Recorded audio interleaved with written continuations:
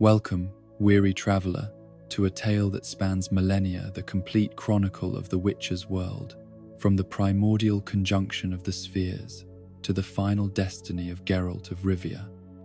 Tonight, we trace the grand tapestry of this realm where magic and steel dance eternal, where ancient prophecies shape the fate of kings and beggars alike, and where love transcends the boundaries between worlds. Let your breathing slow as we journey through ages of wonder and sorrow, through the rise and fall of civilizations, through the legends that echo still in whispered tales. Close your eyes, settle into comfort, and let us begin this timeless odyssey. In the beginning, before witchers walked the earth, before sorceresses commanded lightning from tower windows, before kingdoms rose and fell like waves upon distant shores, there was the Great Convergence, the cataclysmic moment when reality itself shattered and reformed, when the barriers between worlds dissolved like morning mist, and when everything that would come to define this realm was born in chaos and wonder beyond mortal comprehension. The scholars call it the conjunction of the spheres, a name that carries the weight of academic precision but barely captures the sheer impossibility of what occurred. Picture, if you will, the universe as a vast collection of soap bubbles floating through darkness, each bubble a complete reality unto itself, each containing its own laws of physics, its own creatures, its own understanding of what was possible and what was not. For countless eons, these spheres of existence drifted apart, separate and distinct, their inhabitants never dreaming that other forms of life might exist beyond the boundaries of their comprehension. Then, in a moment that lasted both an instant and an eternity, these spheres collided, not gently, like children's toys bumping together, but with the violent merger of cosmic forces that had never been meant to occupy the same space. The collision sent shockwaves through the very fabric of existence, tearing holes between realities, creating passages where none should exist, and forcing worlds that had developed in isolation to suddenly share the same sky, the same earth, the same fundamental nature. The world that would one day know witchers and kings, sorceresses and bards, had originally been home to only two intelligent species, the gnomes and the dwarves. These were ancient peoples, old beyond human reckoning, who had shaped their civilization around the steady rhythm of earth and stone. The gnomes, small and clever, had built their culture on invention and craftsmanship, creating devices of such intricate beauty that later ages would mistake them for magic. The dwarves, broader and stronger, had carved their cities deep into mountain hearts, following veins of precious metals through tunnels that stretched for hundreds of miles beneath the surface world. Both races lived in harmony with their environment, understanding instinctively that the world was a finite place, that resources required careful management, that the future depended upon wisdom exercised in the present. Their societies were stable, peaceful, and extraordinarily long-lived. A gnomish inventor might spend 3 centuries perfecting a single mechanism, while a dwarven metalsmith could devote 500 years to understanding the personality of a particular mountain's ore. Time moved differently for these peoples, measured not in the frantic heartbeats of shorter-lived creatures but in the patient rhythm of geological ages. Their world was predictable, governed by natural laws that had remained constant since the dawn of their civilizations. Magic, as later ages would understand it, did not exist. There were no monsters stalking through forests, no supernatural threats requiring heroes to face them with silver swords and muttered incantations. The greatest dangers were cave-ins in dwarven mines or the occasional mechanical failure of gnomish devices, problems that could be solved through engineering and careful planning rather than supernatural intervention. This tranquil existence lasted for millennia, allowing both races to develop sophisticated philosophies about the nature of existence, elaborate artistic traditions that celebrated the beauty of the physical world, and social structures that could accommodate individuals who might live for over 1,000 years. Their histories were long and detailed, recorded in stone tablets and metal plates that could survive the passage of centuries, creating an unbroken chain of knowledge that stretched back to their earliest memories. Then came the conjunction, and everything changed forever. The first sign that reality was shifting came not as dramatic explosions or visible tears in the sky, but as subtle wrongness that both races felt in their bones. Gnomish mechanisms began behaving in ways that violated their carefully calculated specifications. Dwarven miners reported strange echoes in their tunnels, sounds that seemed to come from spaces that should not exist. The very air began to taste different, carrying scents of flowers that grew in no known garden, of spices that came from no earthly plant. As the conjunction reached its peak, the barriers between worlds became so thin that creatures and objects began slipping through almost casually. A dwarven miner might turn a corner in a familiar tunnel and find himself face to face with a grove of silver trees beneath an alien sky, only to have the vision fade moments later, leaving him to wonder if he had dreamed the entire encounter. Gnomish inventors discovered that their workshops had been visited by forces that left behind fragments of crystalline metal that followed no known properties, materials that seemed to sing when touched and cast shadows in directions that defied the position of the sun. These were just the gentlest touches of what was coming. As the conjunction intensified, larger and more dramatic breaches began appearing. Entire sections of landscape would flicker and change, revealing glimpses of other worlds superimposed upon familiar territory. Sometimes these were beautiful visions, vast cities of crystal spires reaching toward purple skies, or endless meadows filled with flowers that glowed with their own inner light. Sometimes they were terrifying battlefields where creatures of living shadow fought beings made of pure flame, or wastes of black glass under skies that bled continuously without ever producing rain. The first permanent visitors from other spheres were the elves, and their arrival marked the true beginning of the age of magic in this world. Unlike the gradual seepage of strange phenomena that had preceded them, the elves came through in organized groups, riding ships that sailed not upon water, but through the spaces between realities themselves.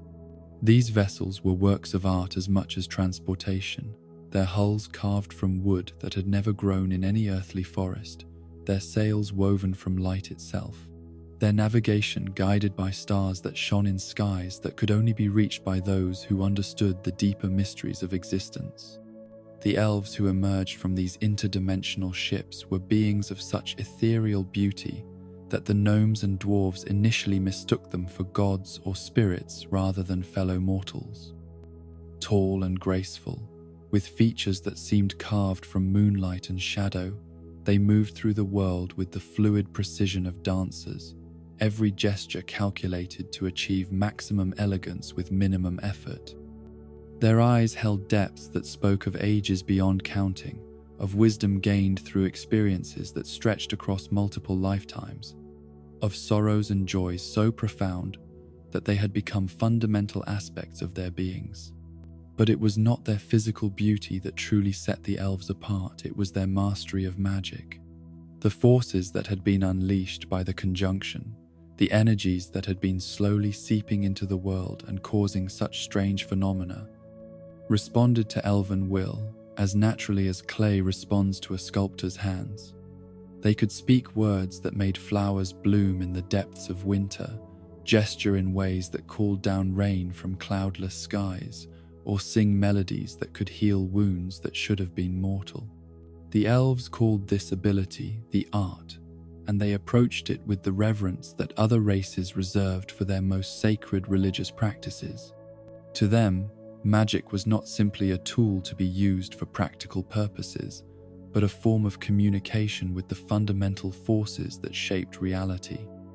Each spell was a conversation with the universe itself, each magical working a prayer offered to powers that existed beyond the boundaries of any single world. Their arrival began a period of unprecedented change for the original inhabitants of this realm. The gnomes, with their love of intricate mechanisms and precise calculations, were fascinated by the elves' ability to achieve through magic what they had only been able to accomplish through careful engineering. They began attempting to learn the art themselves, though their approach was characteristically methodical and systematic. Where elves might cast spells through intuition and emotional connection to magical forces, gnomes tried to reduce magic to formulas and procedures, creating the first written treatises on magical theory and establishing principles that would guide the education of wizards for generations to come. The dwarves, more conservative and traditional in their thinking, were initially suspicious of these new arrivals and their reality-altering abilities. They had spent centuries building a civilization based on understanding and working with natural laws, and the idea that those laws could be casually violated through magical intervention struck them as both dangerous and somehow improper. However, they could not deny the usefulness of certain magical applications, particularly those that related to their work with metals and stone. Elven enchanters could strengthen dwarven steel beyond anything that mundane smithing could achieve, could reveal hidden veins of ore that lay far beneath the reach of conventional mining, could preserve their great underground cities against the slow erosion that had always threatened their deepest excavations. As the decades passed following the elves' arrival, the world began to settle into a new equilibrium. The most dramatic effects of the conjunction were fading, the violent merging of realities giving way to a more stable situation where magic was now a permanent part of the natural order. The constant appearance of strange phenomena became less frequent, replaced by a world where magical occurrences were unusual but no longer completely unpredictable.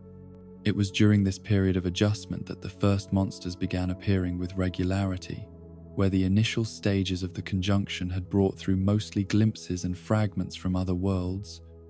The stabilization process seemed to create more permanent bridges that allowed larger and more dangerous creatures to cross between realities. These beings were not evil in any moral sense. They were simply following their own natures, trying to survive and thrive in a world that was utterly alien to them. But their natures were often so different from anything that belonged to this realm that their mere presence became a source of terror and death for the established inhabitants. Some monsters were relatively harmless, like the sylvans that began appearing in deep forests, creatures that looked like a cross between men and goats, but whose greatest crime was an excessive fondness for wine and a tendency to play pranks on travelers. Others were far more dangerous. Griffins, massive flying predators with the bodies of lions and the heads and wings of eagles, began nesting in mountain peaks and swooping down to carry off cattle, horses, and occasionally unwary travelers.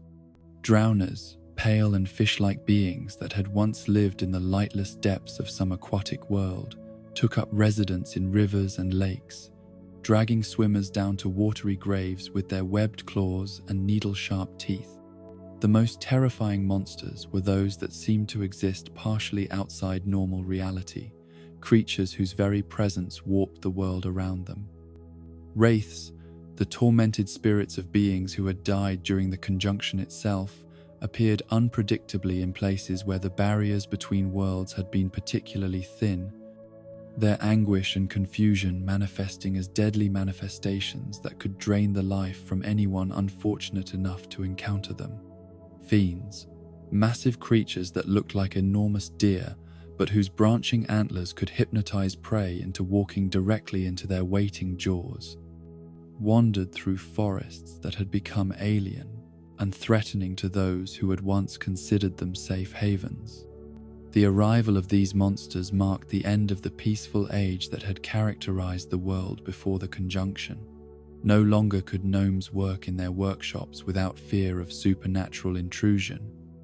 No longer could dwarves venture into their deepest mines without wondering what might have taken up residence in passages that had been empty the day before. The predictable world of natural law had been replaced by something far more dangerous, where the impossible had become merely improbable, and where death might come in forms that defied all previous understanding of what threats existed. Yet even as the world became more dangerous, it also became more wondrous. The magic that had allowed monsters to cross between realities also filled the air with possibilities that had never existed before.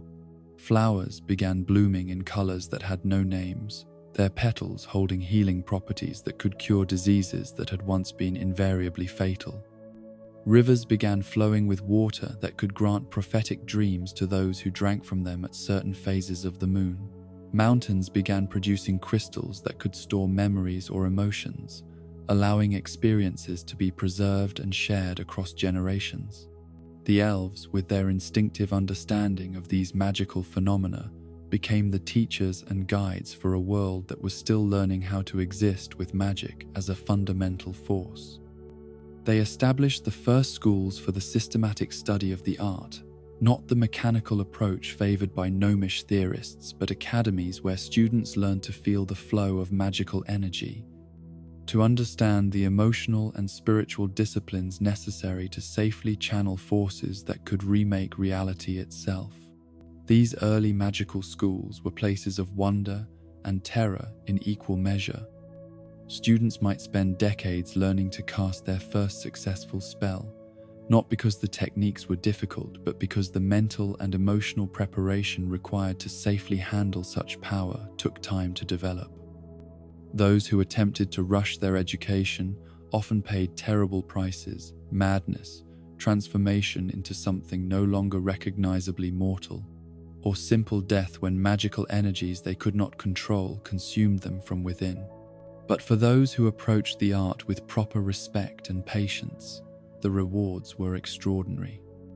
They learned to speak with animals, to call forth light from empty air, to heal wounds that would have been mortal, to see across vast distances, to step between shadows and emerge in distant lands. The most accomplished among them developed abilities that seemed godlike to those who had grown up in the pre-conjunction world: the power to control weather, to speak with the dead, to transmute base metals into gold, to grant or withdraw life itself. As these magical traditions developed, they began to attract students from all races.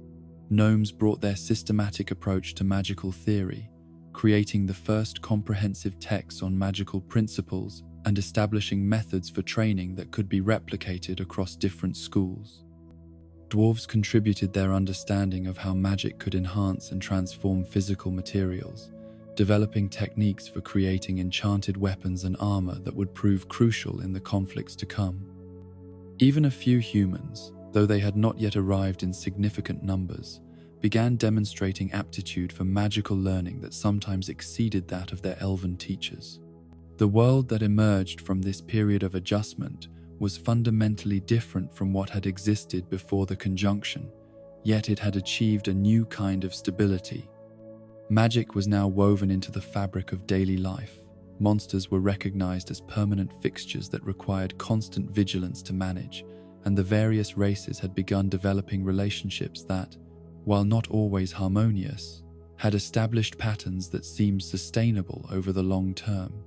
This was the world that would greet the next great wave of immigrants from other spheres, the humans, whose arrival would once again transform everything that had been carefully built and established. But that transformation still lay in the future, separated from the immediate aftermath of the conjunction by centuries of gradual development and increasing understanding. For now, the world rested in the strange peace that follows cataclysm, when survivors have begun to rebuild but before the next great change has announced itself. The age of the conjunction's immediate aftermath was drawing to a close, but the foundations it had laid the presence of magic, the reality of monsters. The mixing of races that had never been meant to share the same world would shape everything that followed. In the patient workshops of gnomish artificers, in the deep halls of dwarven lords, in the ethereal towers where elven mages contemplated mysteries that spanned multiple realities, the future was being forged, one careful decision at a time. And in the spaces between worlds, in the currents of magical energy that still flowed between realities, other changes were stirring. Other arrivals preparing to make their mark upon a world that had already been transformed beyond recognition. The conjunction of the spheres was complete, but its consequences were only beginning to unfold. In the centuries that followed the elves' arrival and the gradual stabilization of magic in this transformed world, new visitors began appearing through the dimensional pathways that the conjunction had left permanently open.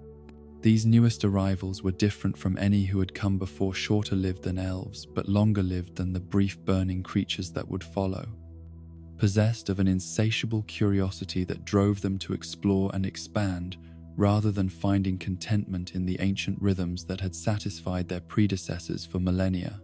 These were the humans, and their coming would prove to be as transformative as the conjunction itself, though their impact would unfold slowly, generation by generation, until what had once seemed impossible became inevitable, the complete reshaping of a world that had already been remade once by forces beyond mortal comprehension.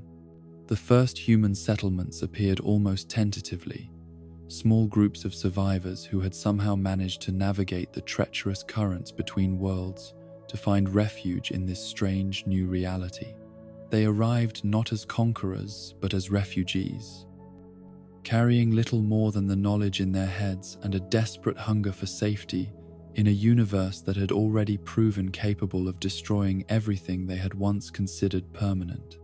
These early humans found themselves in a world that was both wondrous and terrifying beyond anything their previous existence had prepared them to understand. Where they had come from, magic was either completely unknown or so rare as to be considered miraculous when encountered. Here, they watched elven mages casually reshape reality with gestures and words, saw gnomish artificers imbue mechanical devices with supernatural properties, witnessed dwarven smiths forge metals that held their own inner light and refused to rust or dull despite centuries of use.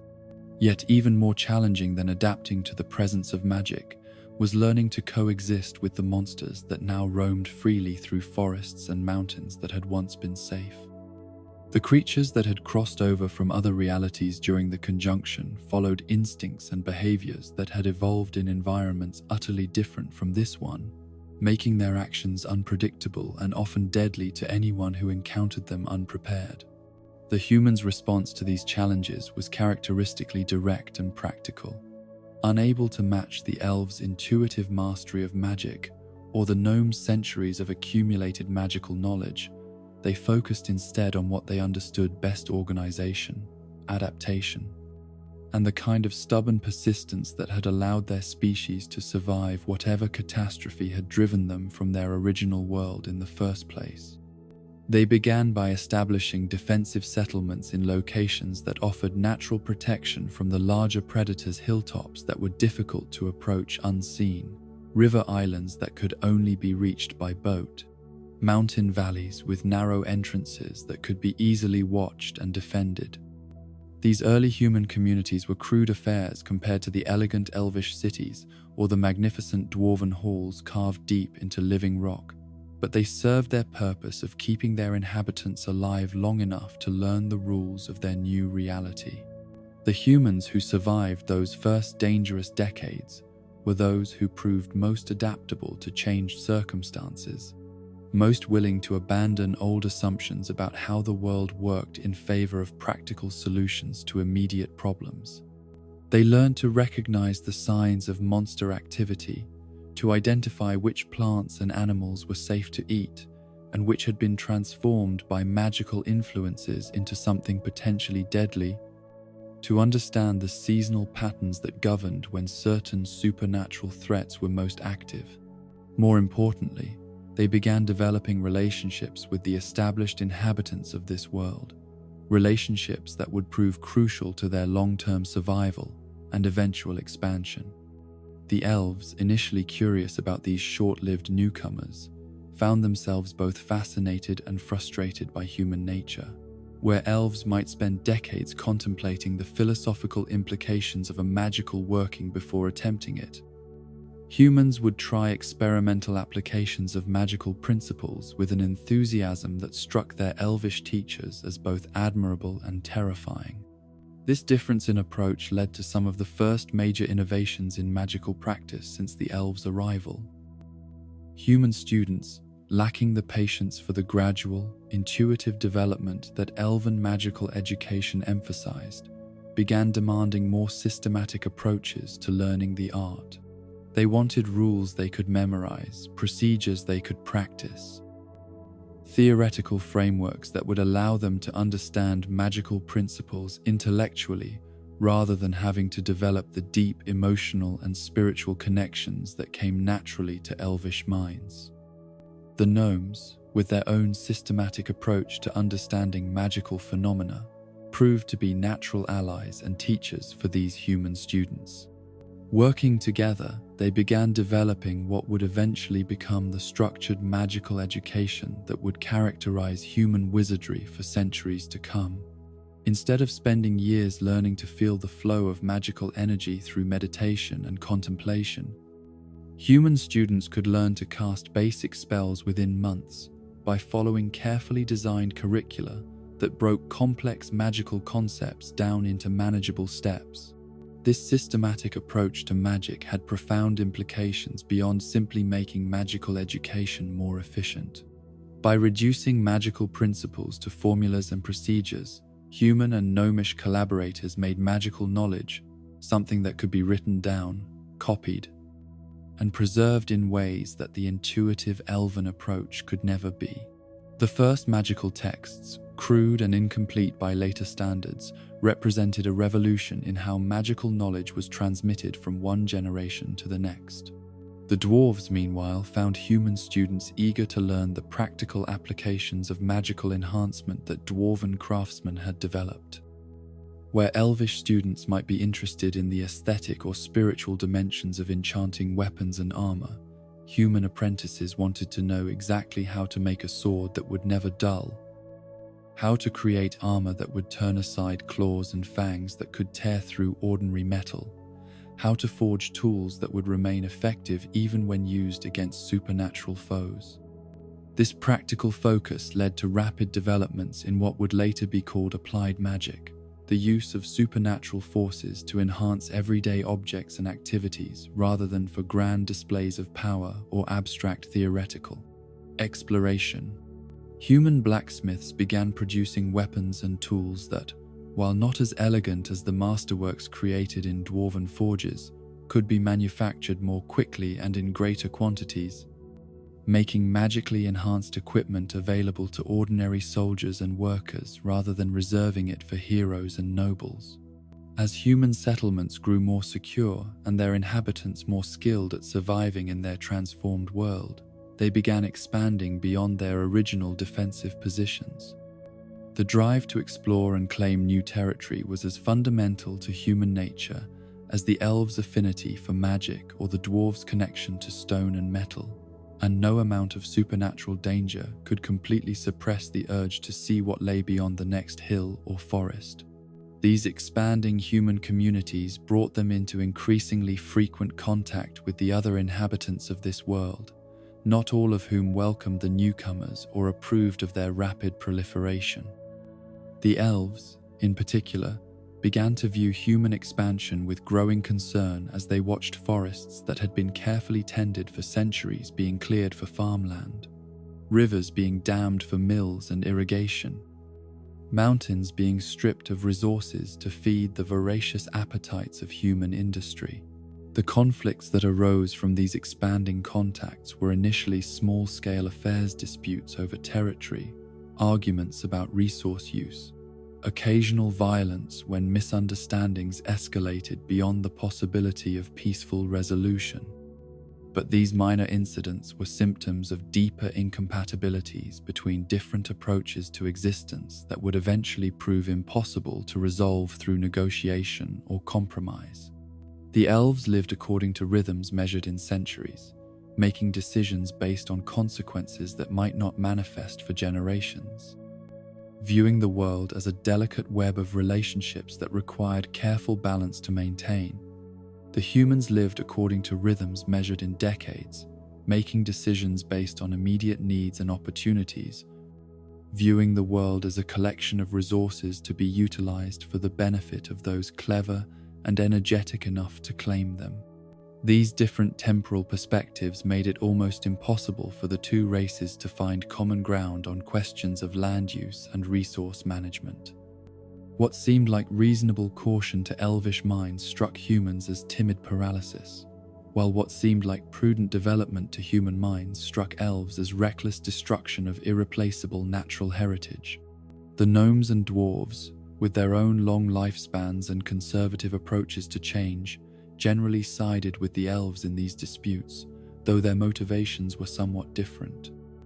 The gnomes worried that rapid human expansion would disrupt the careful experiments and observations they had been conducting for centuries, while the dwarves were concerned that human mining and metallurgy, though effective, lacked the deep understanding of geological processes that prevented long-term damage to the mountain ecosystems they considered their homes. Despite these growing tensions, the early centuries of human presence in this world were characterized more by cooperation than by conflict. The various races needed each other too much to risk open warfare. Humans required elvish magical knowledge and dwarven craftsmanship to survive in a world filled with supernatural dangers, while the older races found human energy and adaptability useful for projects that required rapid responses to changing circumstances. It was during this period of uneasy but productive cooperation that the first human kingdoms began to emerge from the loose confederations of settlements that had characterized the earlier phase of human expansion. The process was gradual and varied considerably from region to region, but the underlying pattern was consistent, successful war leaders who had proven their ability to protect their communities from monsters and other threats began extending their authority over neighboring settlements, creating larger political units that could coordinate responses to challenges that exceeded the capabilities of individual communities. The first human king whose name has been preserved in historical records was Sambuk of Novigrad, a former soldier who had distinguished himself during a series of monster attacks that threatened to destroy several river communities in what would later become the heart of the Redanian kingdom. Sambuk's success in organizing effective defenses against these supernatural threats earned him the loyalty of settlements throughout the region, and his subsequent efforts to establish trade relationships with elvish communities and dwarven holds created the economic foundation that would support the first stable human kingdom. Sambuk's reign established patterns that would be repeated throughout the human-occupied territories as similar leaders emerged to forge kingdoms from the scattered settlements of their regions. These early human rulers were generally practical men and women whose authority rested on their ability to provide effective protection and governance, rather than on claims of divine right or ancient bloodline. Their kingdoms were loose federations held together by mutual benefit rather than rigid hierarchical structures, and their laws were simple codes focused on maintaining order and resolving disputes rather than comprehensive systems designed to regulate every aspect of their subjects' lives. The establishment of human kingdoms marked a new phase in the relationship between humans and the older races of this world.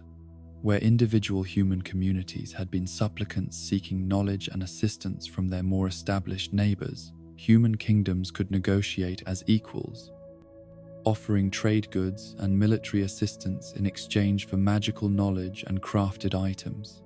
This shift in the balance of power was subtle at first, but it would prove to have profound implications for the future development of the continent. The elves, in particular, began to realize that they were dealing not with a temporary influx of refugees who would eventually be absorbed into existing cultural patterns, but with a fundamentally different kind of civilization that would continue growing and expanding regardless of how established inhabitants felt about the process. Human kingdoms were not content to occupy the marginal lands that had initially been available to them. They actively sought to expand their territories, and their military organizations were specifically designed to make such expansion possible.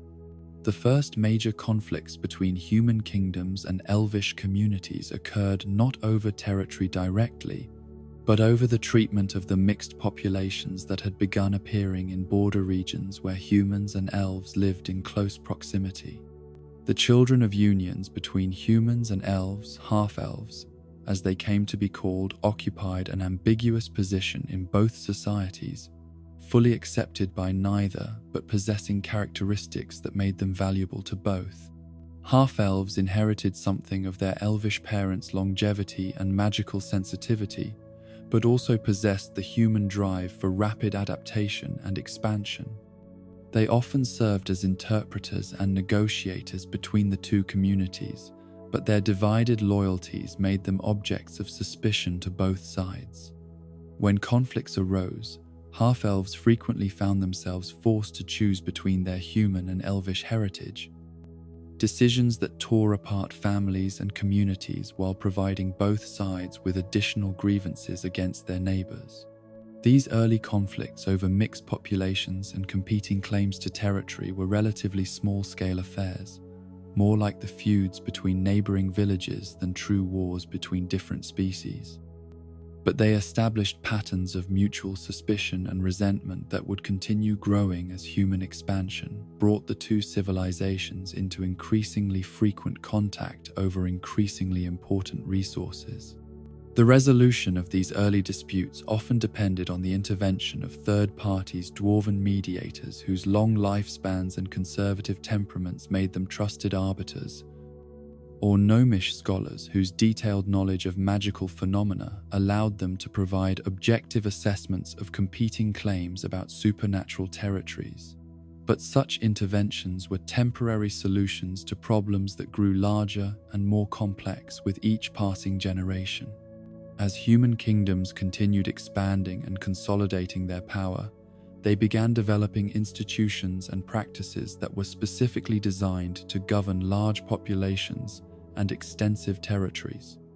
The military organizations that had emerged from the need to defend against monster attacks evolved into professional armies capable of projecting power far beyond the immediate vicinity of their home communities.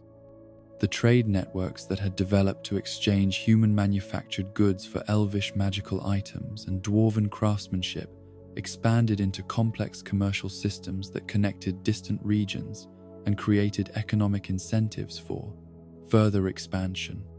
Most importantly, human kingdoms began developing their own magical traditions that, while still dependent on knowledge originally acquired from elvish teachers, were increasingly adapted to human needs and perspectives. The systematic approaches to magical education that had been developed through collaboration between humans and gnomes began producing wizards whose abilities, while different from those of elvish mages, were specifically suited to the practical challenges of governing large kingdoms and defending them against both supernatural and mundane threats. These human magical practitioners, who would eventually be known as sorcerers and sorceresses to distinguish them from the more scholarly wizards who focused on theoretical studies, approached magic as a tool for achieving specific political and military objectives rather than as a path to spiritual enlightenment or aesthetic achievement. Their training emphasized rapid mastery of useful spells rather than deep understanding of magical principles, efficiency and reliability rather than elegance and sophistication. This practical approach to magical education allowed human kingdoms to train magical practitioners in much larger numbers than had ever been possible under the traditional elvish system, where an elvish community might have one or two accomplished mages after centuries of careful instruction. A human kingdom could produce dozens of competent sorcerers within a few decades by focusing on techniques that could be learned quickly and applied immediately to pressing problems. The implications of this difference in magical education would not become fully apparent for several more centuries, but they were already beginning to reshape the balance of power between the different races. Magic had been the elves' greatest advantage over their human neighbors, the one area where their superiority was so clear that it could not be challenged through superior organization or greater numbers. But as human magical practitioners became more numerous and more skilled, that advantage began to erode, and with it, the foundation of elvish confidence that their cultural superiority would protect them from the consequences of human expansion. The growing sophistication of human civilization was also beginning to attract the attention of forces that had not previously concerned themselves with the affairs of the younger races. Ancient powers that had slumbered since the conjunction began stirring, as they sensed the emergence of new players capable of affecting the magical equilibrium that had been gradually establishing itself over the previous centuries.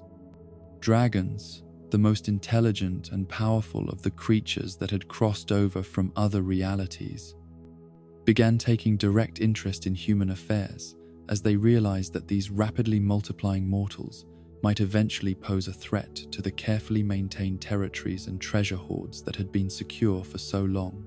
The first recorded encounter between a human kingdom and a dragon occurred during the reign of King Sambuk's successor, when the great worm Sysynthesis descended upon the royal capital to demand tribute in exchange for not destroying the city and its inhabitants. The dragon's demands were not unreasonable by the standards of such creatures: a yearly payment of gold and magical artifacts, recognition of the dragon's sovereignty over certain mountain territories, and an agreement not to disturb ancient ruins that the dragon considered part of its domain. The human response to these demands established patterns that would characterize human-dragon relationships for centuries to come. Rather than simply accepting the dragon's terms or attempting to fight a creature that could incinerate their entire army, the human rulers proposed a more complex arrangement that would benefit both parties while avoiding the relationship of simple tribute that the dragon had initially demanded. They offered the dragon not just gold and magical items, but also services the use of human craftsmen to create more sophisticated treasure chambers, the assistance of human scholars in cataloging and preserving ancient magical knowledge, the cooperation of human armies in protecting important sites from other threats. This negotiated relationship between humans and dragons represented a new kind of diplomacy that reflected the unique characteristics of human civilization: the willingness to find mutually beneficial solutions to problems that other races approached in terms of dominance and submission. The arrangement satisfied the dragon's need for wealth and security while providing the human kingdom with protection against other supernatural threats and access to ancient magical knowledge that would prove invaluable in developing their own traditions. The success of this diplomatic approach to dragon relations established humans as a stabilizing force in a world that had been increasingly torn by conflicts between different species and competing claims to territory and resources. Human kingdoms began serving as neutral ground where representatives of different races could meet and negotiate.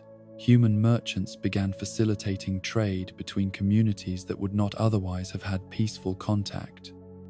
And human scholars began preserving and synthesizing knowledge from all the different magical traditions that had developed since the conjunction. This role as mediators and synthesizers was not without its costs. By attempting to maintain relationships with all the different races and factions that shared their world, human kingdoms often found themselves caught in the middle of conflicts they had not created and could not fully understand.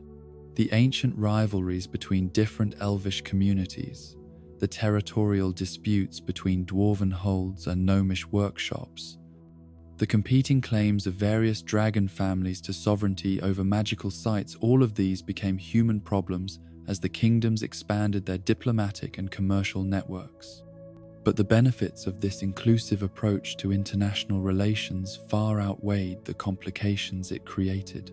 Human kingdoms became centers of learning and cultural exchange where innovations developed by one race could be adapted and improved by others, where young people from different species could study together and develop the mutual understanding that would be essential for preventing future conflicts, and where the accumulated wisdom of all the world's inhabitants could be preserved and transmitted to future generations.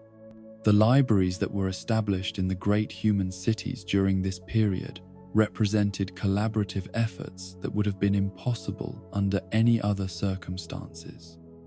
Elvish scholars contributed texts on theoretical magic and historical records that stretched back to the earliest days following the conjunction. Dwarven lawmasters provided detailed studies of mineralogy and metallurgy that included both practical techniques and theoretical understanding of how magical forces interacted with physical materials.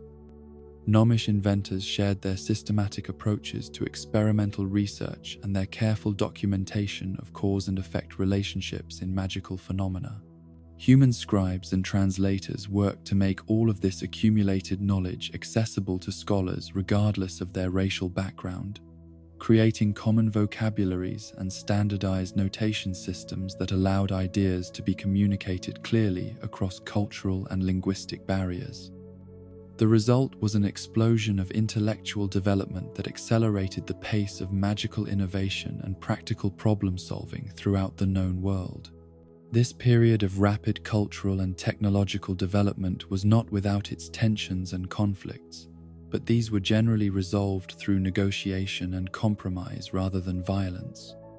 The institutional structures that human kingdoms had developed: courts for resolving disputes, guilds for regulating trade and craftsmanship, schools for training specialists in various fields, proved flexible enough to accommodate the needs of all the different races while providing frameworks for peaceful coexistence. The success of these early human kingdoms in creating stable, prosperous, and culturally diverse societies established patterns that would influence the development of civilization throughout the continent for centuries to come. The principles of negotiated governance, cultural tolerance, and inclusive economic development that emerged during this period would survive wars, invasions, and political upheavals to provide the foundation for the complex international system that would eventually unite most of the known world under common laws and customs. But even as human civilization reached new heights of sophistication and cooperation with its neighbors, forces were stirring that would test all of these achievements against challenges that no amount of diplomatic skill or cultural understanding would be sufficient to overcome. In the distant south, beyond the mountains that had marked the limits of exploration since the conjunction, other human communities were developing along very different lines, creating forms of political and military organization that would eventually bring war to the peaceful kingdoms of the north. The age of cooperation and cultural synthesis that had characterized the early centuries of human expansion was drawing to a close, though none of the participants in that great experiment could yet see the shadows of the conflicts that would soon transform their world once again. For now, they continued building, learning, and growing together, confident that the wisdom they had gained through generations of mutual cooperation would be sufficient to meet whatever challenges the future might bring. The centuries that followed the establishment of stable human kingdoms and the flowering of interracial cooperation marked a period of unprecedented prosperity and cultural development. Yet beneath this golden age of peace lay currents of change that would soon give birth to one of the most profound and necessary transformations in the history of the continent. For it was during this time of apparent tranquility that the monster crisis reached its most dangerous peak, forcing the civilized races to confront a threat that their individual strengths could not overcome, and compelling them to create something entirely new: the Witchers, those tragic and heroic figures who would sacrifice their very humanity to preserve the world they could never truly belong to. The problem had been building slowly, almost imperceptibly, for generations. The initial wave of creatures that had crossed over during the conjunction of the spheres had seemed manageable, even if they were dangerous. Dragons, while powerful and territorial, were intelligent beings who could be negotiated with, reasoned with, even befriended under the right circumstances. The various breeds of vampires, trolls, and other supernatural predators were formidable, but followed predictable patterns of behavior that allowed experienced hunters to track and eliminate them when they posed threats to settled communities. But as the decades passed, it became clear that the conjunction had not simply deposited a finite number of monsters in this world and then sealed the pathways between realities. Instead, the dimensional barriers remained porous, allowing smaller but continuous migrations of creatures whose natures became increasingly alien and hostile with each new wave. Where the first monsters had been, in their own way, natural beings following comprehensible instincts for survival and territory, the newer arrivals seemed to exist primarily to cause death and destruction, as if the very act of crossing between realities had stripped away whatever benign characteristics they might once have possessed. The Kikimors that began appearing in marshlands throughout the northern kingdoms were perhaps the most disturbing example of this trend. These insectoid creatures possessed a malevolent intelligence that allowed them to coordinate complex attacks on human settlements. But their motivations seemed to extend beyond simple predation to include a deliberate desire to corrupt and defile everything they touched. They would invade villages not merely to feed, but to transform the very landscape into something that could support their alien reproductive cycles, turning fertile farmland into poisonous swamps that killed everything native to this world while nurturing creatures that should never have existed. The neckers that swarmed through forest regions were equally problematic, though in different ways. These small goblin-like creatures were individually weak, but they reproduced at rates that overwhelmed any attempt at population control through conventional hunting methods. A single nest of neckers could produce hundreds of offspring within a season, and those offspring would immediately begin digging new tunnels and establishing new colonies that could spread throughout entire forest systems before their presence was even detected. Most alarming of all were the wraiths and spectres that seemed to manifest spontaneously in locations where the barriers between worlds remained particularly thin. These creatures were not true immigrants from other realities, but rather twisted echoes of the dimensional trauma that had created this mixed world in the first place. They fed on the life force of living beings, but their hunger was literally insatiable. No amount of death could satisfy them, because they were not truly alive themselves, but rather ongoing manifestations of the cosmic wound that the conjunction had inflicted upon reality itself. The established inhabitants of the world found themselves increasingly helpless against these new threats. Elvish magic, for all its elegance and power, was fundamentally harmonious in nature, designed to work with natural forces rather than to destroy creatures that were essentially unnatural. The spells that could charm animals or command the elements were useless against monsters that existed partially outside the normal order of creation, while the more destructive magical techniques required preparation time and resources that were not available when attacks came without warning in the middle of the night. Human armies, despite their superior organization and equipment, discovered that conventional military tactics were equally ineffective against supernatural foes. Swords and arrows that could cut down the fiercest human warriors merely annoyed creatures whose alien physiologies did not depend on the same vital organs that governed normal life. Armor that could turn aside the strongest blows from earthly weapons offered no protection against claws that could phase through solid matter or breath that could freeze the very air in a person's lungs. The dwarves, safe in their deep mountain strongholds, might have been able to weather the crisis by simply sealing themselves away from the surface world, but they were bound by ancient obligations to protect the trade routes and mining operations that connected their communities to the outside world. Their legendary skill with weapons proved insufficient when facing foes that could burrow through solid stone or reshape their bodies to fit through cracks that seemed impossibly narrow for creatures of their apparent size. Even the dragons, mighty as they were, found themselves challenged by monsters that seemed immune to flame and claw alike. The great worm Sicenthesis, who had dominated his chosen territory for over 2 centuries, was found dead in his treasure chamber, his massive body torn apart by something that had left no tracks, no scent, no indication of how it had penetrated defenses that should have been impregnable.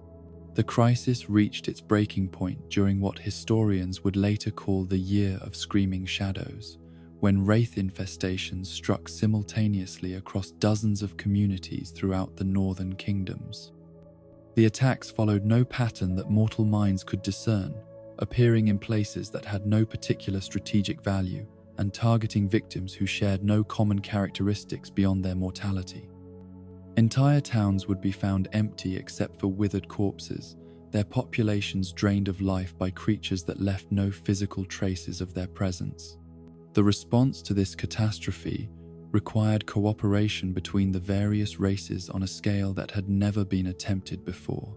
The crisis was too large for any single kingdom or community to handle alone, too complex for any single magical tradition to solve, too urgent for the careful deliberation that had characterized previous collaborative efforts. Representatives of every major settlement, from the greatest human cities to the remotest elvish enclaves, gathered in emergency council to address a threat that endangered not just their individual communities, but the very possibility of civilized existence on the continent. The solution they devised was as desperate as it was brilliant, as morally troubling as it was practically necessary.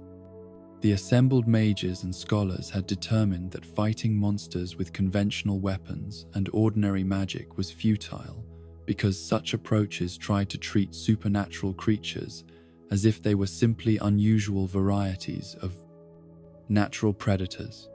But the monsters were fundamentally different from anything that belonged to this world, and combating them successfully required creating warriors who were equally outside the normal order of creation.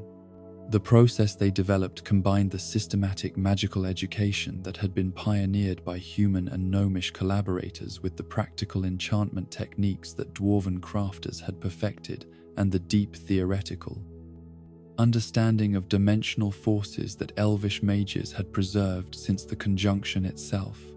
But instead of applying these combined techniques to objects or environments, they would use them to transform living beings into something new, creatures that retained human intelligence and will but possessed supernatural abilities that would allow them to meet monsters on equal terms. The transformation process they devised was horrifically dangerous and irreversibly traumatic, requiring the subjects to undergo physical and psychological ordeals that most would not survive. Those who did survive would be changed so fundamentally that they could never return to normal human society, never form the kinds of relationships that gave life meaning for ordinary people, never experience the simple pleasures that made existence worthwhile for those who had not sacrificed their humanity to preserve the humanity of others. The mages who developed this process understood its moral implications perfectly. They were asking volunteers to accept damnation so that others could live normal lives, to become monsters themselves so that true monsters could be destroyed, to abandon everything that made life worth living so that life itself could continue. The transformation was a form of martyrdom more complete than any that had previously been conceived, because those who underwent it would not achieve the peace of death but would instead be condemned to centuries of isolation and thankless service. The volunteers who came forward despite understanding the full cost of what was being asked of them were extraordinary individuals even before their transformation began. They were warriors who had already proven their courage against hopeless odds, scholars who valued knowledge and service above personal comfort, idealists who believed that some causes were worth any sacrifice, and pragmatists who recognized that without extreme measures, everyone would eventually suffer the same fate they were volunteering to accept. The first experimental transformations were conducted in the deepest chambers of Caer Seren, an ancient fortress that had been built by dwarven engineers and then abandoned when mining operations moved to more profitable locations. The choice of site was deliberate, The thick stone walls would contain any disasters that occurred during the process, while the remoteness of the location would prevent outside interference if the experiments produced results that were too dangerous to control. The procedures themselves were based on alchemical principles that had been adapted from techniques originally used to enhance weapons and armor. The subjects were given preparations of herbs and minerals that had been infused with magical energy, compounds designed to alter their basic physiology in ways that would make their bodies more resistant to supernatural attacks while also increasing their strength, speed, and endurance beyond human norms. But the physical transformations were only the beginning of the process. The subjects also underwent intensive training in magical techniques that had been specifically developed for combat against supernatural foes. They learned to cast simplified spells that could be used quickly and effectively in the heat of battle, without the lengthy preparations that traditional magic required.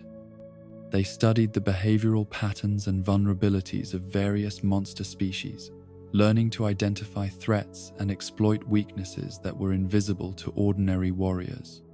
Most importantly, they underwent psychological conditioning designed to help them maintain their sanity and moral purpose despite the isolation and horror that would characterize their future existence. They were taught meditation techniques that would allow them to find peace even in the midst of violence, philosophical frameworks that would help them understand their role as protectors rather than killers, and codes of conduct that would preserve their humanity even as their bodies became something inhuman. The first successful Witcher emerged from this process as something that had never existed before, a being that combined human intelligence with supernatural capabilities, mortal understanding with immortal endurance, the capacity for compassion with the ability to kill without hesitation when killing was necessary. He was given the name Al-Zur after the master alchemist who had developed the transformation process, and he would become the prototype for all the witchers who followed. Al-Zur's early missions against the monsters that had been terrorizing the northern kingdoms demonstrated both the potential and the cost of the witcher transformation. He could track and kill creatures that had defeated entire armies, could survive attacks that would have been instantly fatal to ordinary warriors, could use magical techniques that allowed him to fight supernatural foes on their own terms. But he could also never again experience the simple human pleasures that had once motivated him. Food lost its taste, physical comfort became meaningless, emotional connections became difficult to form and impossible to maintain. The success of Al-Zur's missions led to increased demand for more witchers, but the transformation process remained extremely dangerous and resource-intensive. Of every 10 volunteers who began the trials, only 2 or 3 would survive with their minds intact, and even the survivors were forever changed in ways that made them alien to the very people they had chosen to protect. The process could not be rushed or simplified without reducing its effectiveness, and the specialized knowledge required to perform the transformations successfully was possessed by only a handful of master alchemists and mages. To address these limitations, the creators of the Witcher program established the first School of the Wolf at Kaer Morhen, a fortress high in the mountains where the transformation process could be conducted safely and systematically. The school was designed not only as a place for creating new witchers, but also as a training ground where they could learn to use their abilities effectively, and as a sanctuary where they could find companionship among others who had undergone the same sacrifices. The School of the Wolf became the model for similar institutions that were established throughout the continent as the monster crisis continued to worsen. Each school developed its own variations on the basic transformation process, its own specialized techniques for dealing with particular types of supernatural threats, its own traditions and philosophies for helping witchers cope with their unique existence. The School of the Cat, established in the mountains south of Oxenfurt, focused on creating witchers who possessed enhanced speed and agility, making them particularly effective against monsters that relied on overwhelming their opponents through rapid attacks. The School of the Griffin concentrated on training witches who could serve as mobile magical support units, capable of providing supernatural assistance to conventional military forces during large-scale monster incursions. The School of the Viper, founded in the southern kingdoms that would later be conquered by Nilfgaard, developed techniques for creating witches who could operate independently in hostile territory, gathering intelligence and eliminating specific targets rather than engaging in open combat against large numbers of monsters. The School of the Manticore specialized in creating witches who could survive in the most extreme environments, allowing them to pursue monsters into deserts, Arctic wastes, and other locations where ordinary people could not follow. Each school maintained its own traditions and training methods, but all shared the common purpose of creating warriors capable of protecting civilization from threats that conventional forces could not handle. The witches they produced were united by their shared sacrifice and their common dedication to a cause that would never bring them personal happiness, but which was essential for the survival of the world they had chosen to serve. The establishment of the Witcher schools marked the beginning of what historians would later call the Golden Age of monster hunting, a period of several centuries during which the supernatural threats that had plagued the continent were systematically reduced to manageable levels. The Witcher's unique combination of enhanced physical capabilities, magical training, and specialized knowledge allowed them to track down and eliminate creatures that had previously been considered unstoppable. The success of the Witcher program in controlling the monster population had profound effects that extended far beyond the immediate goal of protecting human settlements. With the supernatural threats reduced, trade routes that had been abandoned could be reopened, allowing commerce to flow freely between distant regions. Agricultural expansion could resume, as farmers no longer had to worry about losing their crops and livestock to monster attacks.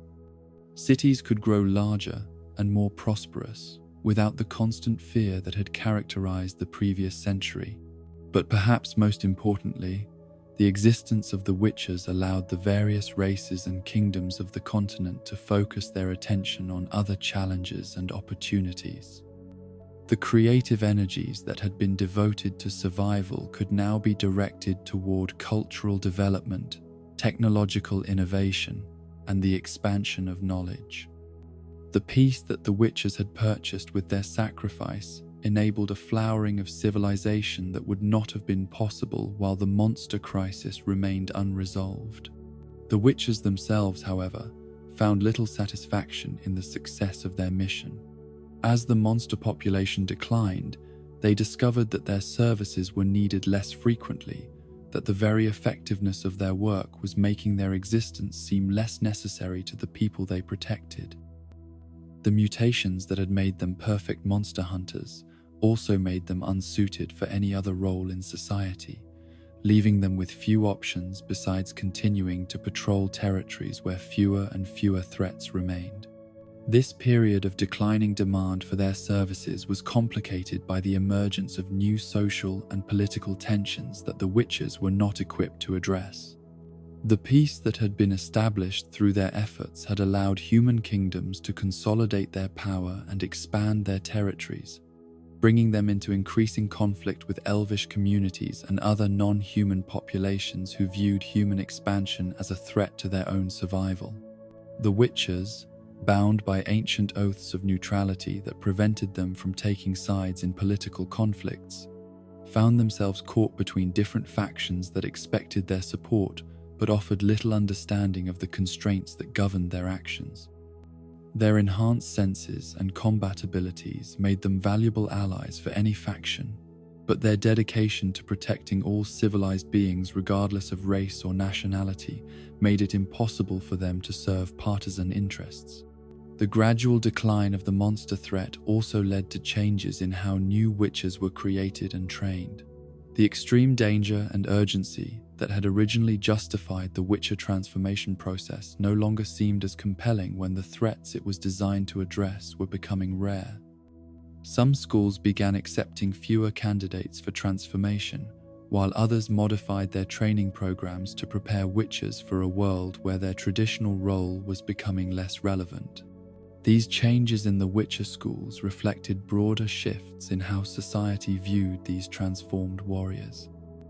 Where they had once been celebrated as heroes whose sacrifices had saved civilization, they increasingly came to be seen as unfortunate anachronisms, living reminders of a darker time that most people preferred to forget. The mutations that had once been badges of honor became marks of otherness that made ordinary people uncomfortable, while the skills that had once been essential for survival were now viewed as potentially dangerous. The School of the Wolf at Kaer Morhen became a symbol of both the glory and the tragedy of the Witcher tradition during this period of transition. The fortress had once been filled with trainees and masters, buzzing with activity as new warriors were prepared for their sacred mission. But as the demand for witches declined, the school's population dwindled, until only a handful of the most dedicated masters remained to maintain the traditions and knowledge that had been accumulated over centuries of service. These remaining masters continued their work not because society demanded it, but because they understood that the current peace might not last forever. They preserved the techniques and wisdom that would be needed if new threats emerged, maintained the training grounds and laboratories where future witches could be created if circumstances required it, and served as guardians of knowledge that represented humanity's greatest triumph over the forces that had once threatened to destroy civilization. The witches who had been created during the height of the monster crisis found themselves facing a future that none of their training had prepared them for. They had been transformed to fight creatures that were becoming extinct, had devoted their lives to a mission that appeared to be nearing completion, had sacrificed their humanity for a cause that no longer seemed to need their sacrifice. Some withdrew from the world entirely, retreating to remote locations where they could live out their extended lifespans in solitude, removed from the society that no longer had a place for them.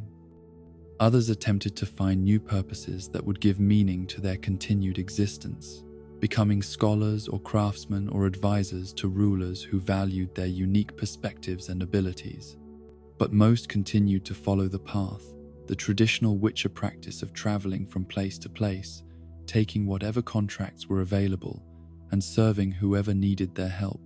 They maintained their skills and their readiness, not because they were needed, but because being needed had once given their lives meaning, and they hoped that meaning might return if they persevered through this period of apparent irrelevance.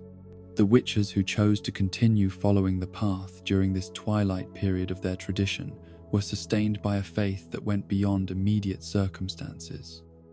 They understood that the peace they had helped create was precious but fragile, that new threats might emerge that would require their unique abilities, that their sacrifice had meaning that transcended the temporary fluctuations of social opinion.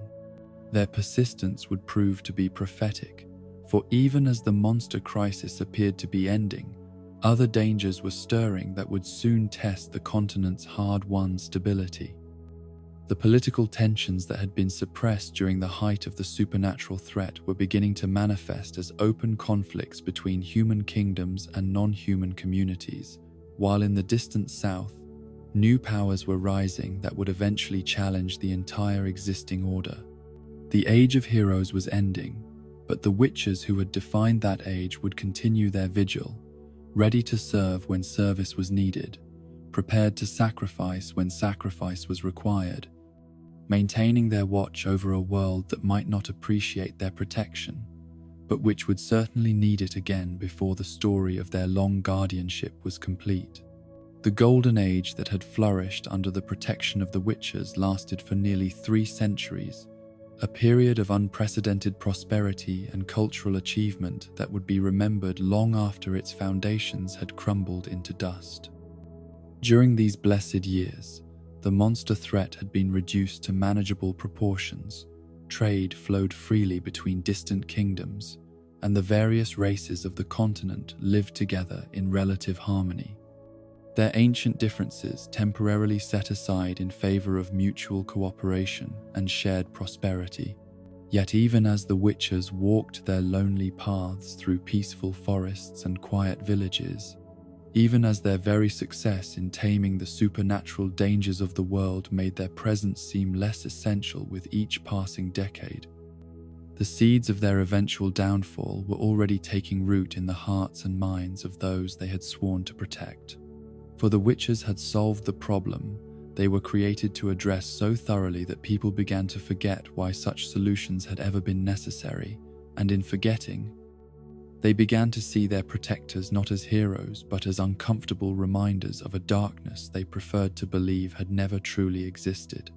The change in public perception began subtly, manifesting first in the small annoyances and petty prejudices that might have been dismissed as temporary aberrations if they had not been symptoms of deeper currents of resentment and fear. Tavern keepers began charging witches higher prices for rooms and meals, citing dubious concerns about property damage or lost customers. Local magistrates started interpreting contracts more narrowly, finding excuses to reduce payments or deny them entirely once the immediate threat had been eliminated. Children who had once watched witches with wide-eyed admiration began throwing stones and shouting insults, echoing attitudes they had absorbed from adults who had grown uncomfortable with the presence of these mutated guardians in their communities. The witches themselves were slow to recognize the significance of these changes, partly because their enhanced senses made them acutely aware of the fear and hostility they had always inspired in ordinary people, and partly because their training had prepared them to endure such reactions as an inevitable consequence of their transformation. They had known from the beginning that they were sacrificing not only their humanity, but also their place in human society, and they had made peace with the isolation that would define their existence. But the hostility they now encountered was different from the instinctive fear that their mutations had always provoked.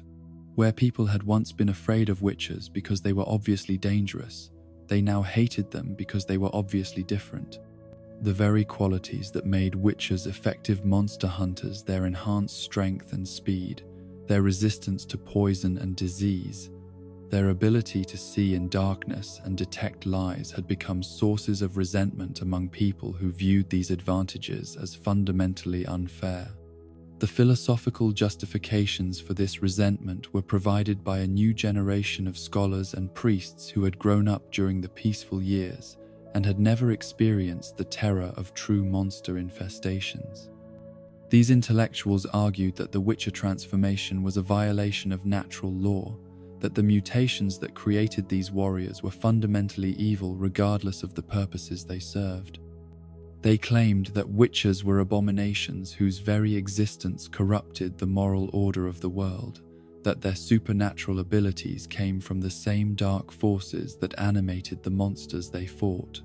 These theological and philosophical attacks on the Witcher tradition gained credibility because they addressed genuine concerns that had been suppressed during the crisis that had made witches necessary.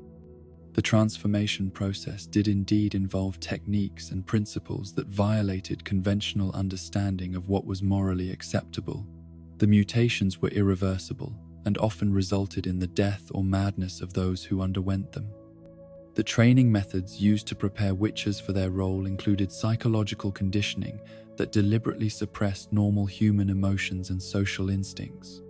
More troubling still was the fact that the Witcher schools had always been secretive about the precise details of their operations, partly to protect trade secrets and partly to avoid interference from those who might object to methods that were necessary but distasteful. This secrecy, which had been accepted as reasonable during the monster crisis, now seemed sinister to people who had time to contemplate its implications. Rumors began circulating about what really happened within the walls of places like Kaer Morhen, stories that grew more lurid and disturbing with each retelling. The accusations against the witches were not entirely unfounded, which made them particularly difficult to refute. The transformation process was indeed horrific, involving procedures that would be considered torture if applied to unwilling subjects. The psychological conditioning that helped witches maintain their sanity and effectiveness did suppress normal human emotions, making them seem cold and unfeeling to those who had not undergone similar training. The secrecy that surrounded the schools was partly motivated by a recognition that full disclosure of their methods would shock and horrify people who had never faced the desperate circumstances that made such methods seem justified. The witches' response to these mounting criticisms was characteristically stoic but ultimately counterproductive. Rather than attempting to educate the public about the realities of the monster threat or the genuine necessity of the sacrifices they had made, they simply endured the hostility in silence, trusting that their actions would speak louder than their accusers' words. This dignified restraint was admirable in moral terms, but it left the field of public discourse entirely to those who opposed them, allowing hostile narratives to take root and flourish without challenge. The situation was further complicated by changes within the Witcher schools themselves. The long period of relative peace had allowed some of the harsher aspects of Witcher culture to become more pronounced, as the immediate necessity that had justified their existence became less apparent. Some schools began accepting contracts that involved eliminating human threats rather than supernatural ones, a departure from traditional practice that provided ammunition for those who argued that witches were becoming mercenaries rather than protectors. The School of the Cat, in particular, developed a reputation for producing witches who were mentally unstable and prone to violence against humans as well as monsters.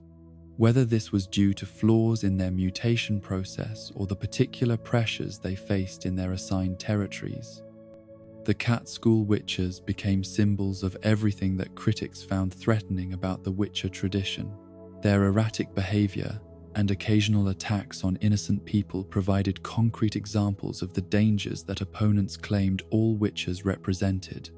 The School of the Viper faced different challenges, operating as they did in territories that would later be conquered by Nilfgaard. The political upheavals in the southern regions made it difficult for Viper School witches to maintain their traditional neutrality, and their involvement in various conflicts, however reluctant, compromised their moral authority and provided additional evidence for those who argued that witches were a destabilizing influence on society. Even the School of the Wolf, which had maintained the highest standards of conduct and professionalism throughout the peaceful period, found itself facing criticism that it could not effectively counter. The very success of their training program, which had produced witches who were disciplined, principled, and dedicated to their protective mission, was interpreted by hostile critics as evidence of brainwashing and indoctrination rather than as proof of their moral worth. The scholarly and religious campaign against the witches gained momentum as it attracted support from political leaders who saw advantage in aligning themselves with popular sentiment. Kings and nobles who had once competed to hire witches for important missions began publicly questioning whether such services were really necessary, while local administrators found that criticizing witches was an easy way to demonstrate their concern for public morality and safety. The economic pressures that resulted from this shift in political opinion were devastating for the Witcher schools. The contracts that had once provided steady income became scarce and poorly paid, while the donations and support that had helped maintain the school's infrastructure and training programs dried up entirely. The elaborate facilities that had been constructed to support the creation and training of new witches became expensive burdens rather than valuable assets, consuming resources that could no longer be readily replaced. Some schools attempted to adapt to these changing circumstances by modifying their operations and public image. The School of the Griffin, for example, began emphasizing their role as scholars and preservers of magical knowledge rather than as warriors, hoping that their intellectual contributions would be valued even if their martial skills were no longer appreciated. The School of the Manticore relocated to more remote regions where they could continue their traditional practices without attracting the attention of hostile authorities. But these adaptations were ultimately insufficient to address the fundamental shift in how society viewed the Witcher tradition. The problem was not simply a matter of public relations or political pressure, but reflected a deeper change in the world itself. The civilization that the witches had helped create had grown strong enough to believe it no longer needed their protection, prosperous enough to afford moral luxuries like condemning the methods that had made such prosperity possible. The final crisis came not as a single dramatic event, but as a series of coordinated attacks that had clearly been planned and organized by enemies who understood both the witches' capabilities and their vulnerabilities. The assault on Kaer Morhen, the most famous and tragic of these attacks, was merely the culmination of a campaign that had been systematically destroying the infrastructure and personnel of witcher schools throughout the continent.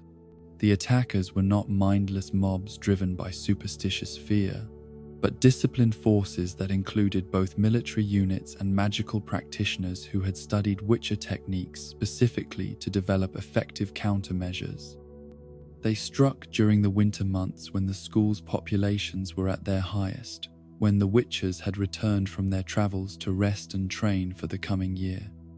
The timing was clearly deliberate, designed to maximize casualties and ensure that the institutional knowledge accumulated over centuries would be lost along with the people who had preserved it. At Kaer Morhen, the assault began with magical attacks designed to breach the fortress's supernatural defenses, followed by simultaneous assaults on multiple entry points that prevented the defenders from concentrating their forces effectively.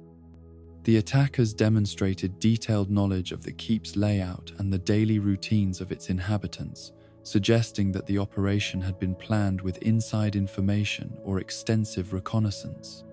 The witchers fought with the skill and determination that their training had instilled, but they were outnumbered and caught by surprise.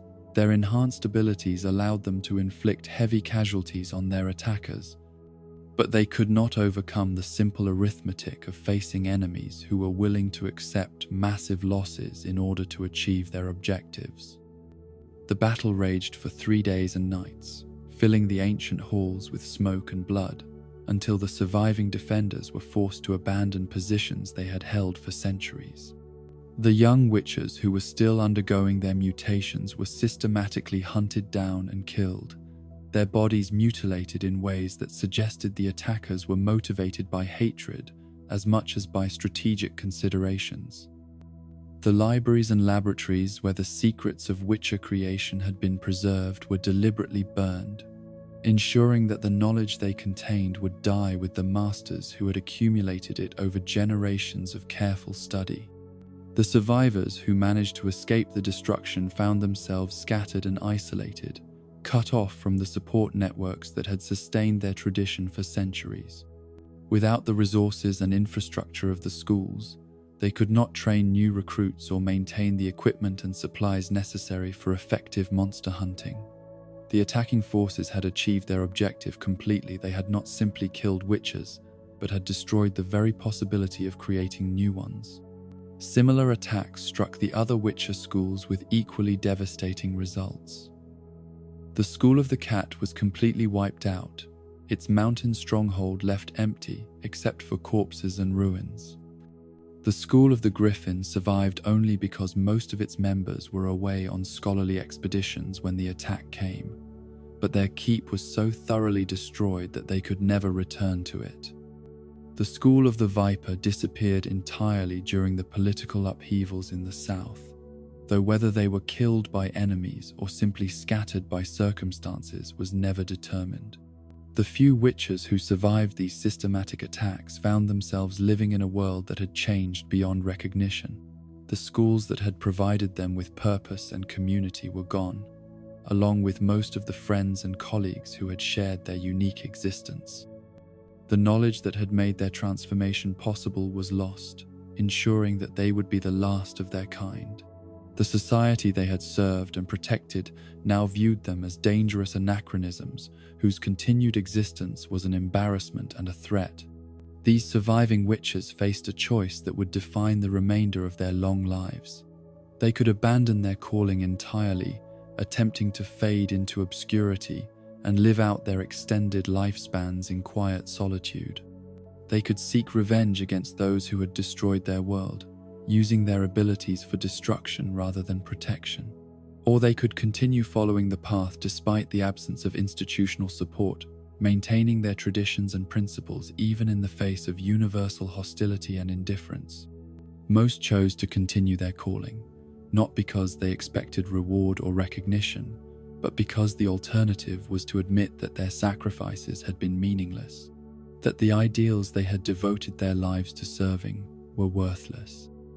They became solitary wanderers, following ancient roads between communities that no longer welcomed them, taking contracts from people who despised them, maintaining skills that were no longer valued or understood. The path they followed was lonelier now than it had ever been during the height of their tradition. Where once a witcher might expect to encounter colleagues or allies during his travels, now each walked alone through a world that had forgotten why they existed.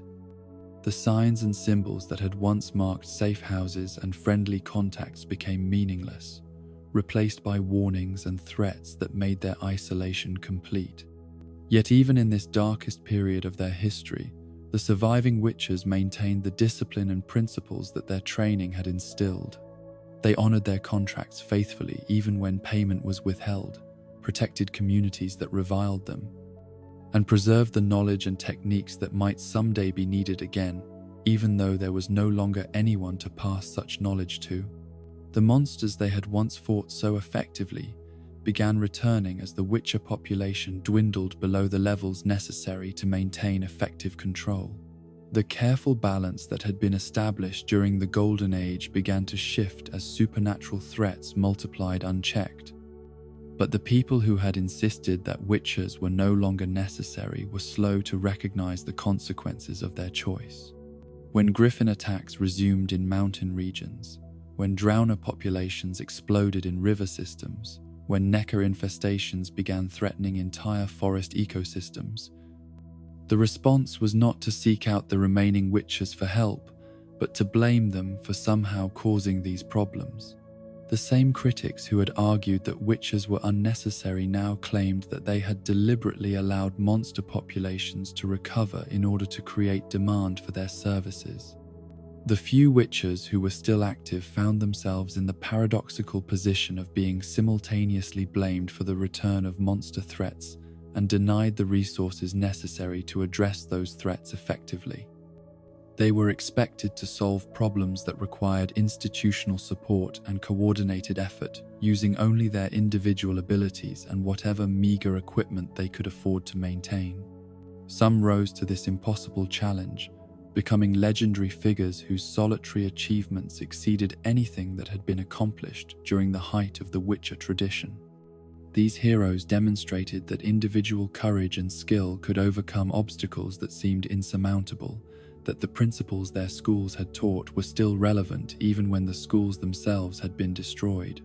But most of the surviving witchers simply did their best to honor their calling while accepting that they were witnessing the end of an age. They continued to hunt monsters not because they could eliminate the threat entirely, but because each creature they killed represented a few more days or weeks of safety for people who would never thank them for their service.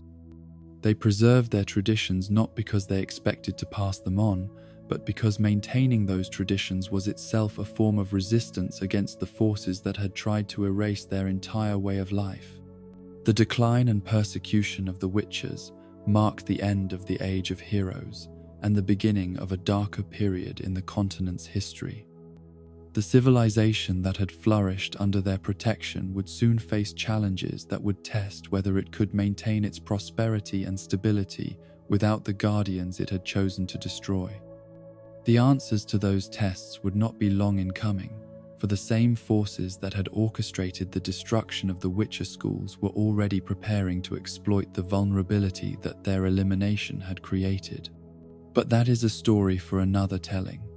For now, the tale of the Witcher's rise and fall stands as testament to the tragic irony that often governs the relationship between heroes and the societies they serve. The very success of their mission had made them seem unnecessary, and the peace they had purchased with their sacrifice had allowed people to forget the price that peace required. Their destruction was not the result of their failures, but the consequence of their triumphs, a reminder that gratitude is a fragile thing and that heroism often contains the seeds of its own destruction. The destruction of the Witcher schools marked not merely the end of an institution, but the beginning of a transformation in the very nature of the continent's political and social order. As the smoke cleared from the ruins of Kaer Morhen and the other great strongholds that had once trained humanity's protectors, the forces that had orchestrated these coordinated attacks began to reveal themselves, emerging from the shadows where they had carefully planned the elimination of the one group that might have stood in the way of their larger ambitions. These forces were not driven by the simple prejudice and fear that had turned common folk against the Witchers, though they had certainly exploited such sentiments to achieve their goals. Rather, they represented a coalition of interests that had recognized the Witchers as obstacles to a new kind of power, one that would reshape the entire continent according to principles that had nothing to do with protecting the innocent and point foes. Everything to do with controlling the masses who had grown soft and complacent during the long peace that Witcher vigilance had made possible. The first and most obvious beneficiaries of the Witcher's destruction were the various political leaders who had found their authority challenged by these wandering warriors, whose only loyalty was to abstract principles of justice and basis. Protection. Kings and nobles had long chafed at the existence of individuals who could not be bought, threatened, or controlled, whose enhanced abilities made them capable of exposing corruption and enforcing justice regardless of who might object to such interference. During the golden age of Witcher activity, many rulers had been forced to moderate their worst impulses by the knowledge that there were individuals within their territories who possessed both the power and the moral authority to intervene when governance became too oppressive. The mere existence of witches had served as a check on tyrannical behavior, not because they actively involved themselves in politics, but because their presence reminded both rulers and subjects that there were standards of conduct that transcended political expedience. With the witches gone, these natural restraints on abuse of power were removed, allowing ambitious leaders to pursue policies that would have been impossible under the previous system. The same kings who had once competed to hire witches for important missions now found themselves free to exploit their subjects without fear of supernatural intervention, to wage wars of conquest without worrying about warriors whose enhanced senses could expose military deceptions, to engage in corruption and cruelty without concern that someone might possess both the ability and the motivation to hold them accountable. But the political benefits of eliminating the witches were secondary to the deeper objectives pursued by the true architects of their destruction, a secretive network of individuals who had spent generations studying the patterns of power and influence that governed the continent, and who had concluded that the existing order was fundamentally incompatible with their vision of how civilization should be organized and controlled. This network was composed primarily of learned individuals, scholars, mages, and priests who had become convinced that the chaotic mixture of races, cultures, and political systems that characterized the post-conjunction world was inherently unstable and needed to be replaced by something more systematic and predictable. They viewed the diversity that others celebrated as a source of weakness and inefficiency, believing that true progress could only be achieved through the imposition of unified standards and centralized control. The witches represented everything that these would-be architects of a new order found objectionable about the existing system. They were individualistic rather than institutional, loyal to abstract principles rather than concrete authorities, effective through personal excellence rather than systematic organization. Their very existence demonstrated that important problems could be solved without the elaborate bureaucratic structures that the network believed were necessary for proper governance. More fundamentally, the witches embodied a philosophy of service that was completely incompatible with the network's vision of how society should function. They had voluntarily surrendered their humanity to protect others, accepting isolation and suffering as the price of ensuring that civilization could flourish safely. This kind of selfless dedication was both admirable and dangerous admirable, because it represented the highest ideals of moral behavior. Dangerous because it provided an alternative model of leadership that made the network's more self-interested approach seem shabby by comparison. The campaign to destroy the Witches had required careful coordination across multiple kingdoms and institutions, demonstrating a level of organization and resources that suggested the network's influence extended far beyond what most people realized. The attackers who had struck the various schools possessed detailed intelligence about their targets, sophisticated magical support, and sufficient political cover to operate openly without fear of legal consequences. The success of this campaign emboldened the network to pursue more ambitious objectives, moving beyond the elimination of specific obstacles to their plans toward the active implementation of new systems designed to concentrate power in the hands of those they considered most qualified to wield it. They began promoting political theories that emphasized the need for stronger central authority, religious doctrines that justified the suppression of dissent, and economic policies that would create dependencies that could be exploited for political control. The intellectual justifications for these changes were sophisticated and appealing to people who had grown tired of the uncertainties and complexities that characterized the existing order. The network's theorists argued that the continent's problems stemmed from the lack of unified leadership, that the various kingdoms and communities were too small and fragmented to address challenges that required coordinated responses, that efficiency and progress demanded the replacement of traditional authorities with more rational and systematic approaches to governance. These arguments gained credibility because they contained elements of truth. The political fragmentation that had characterized the continent since the conjunction did create inefficiencies and conflicts that might have been avoided under a more unified system. The traditional authorities, kings whose legitimacy rested on hereditary claims, nobles whose power derived from ancient privileges, communities whose customs had developed through centuries of local experience were not always effective at addressing problems that crossed territorial boundaries or required specialized knowledge. The network's proposed solutions appeared reasonable and progressive to people who had not carefully considered their implications. Centralized authority would eliminate the wasteful conflicts between competing jurisdictions. Professional administrators would replace amateur rulers whose only qualification was their birth.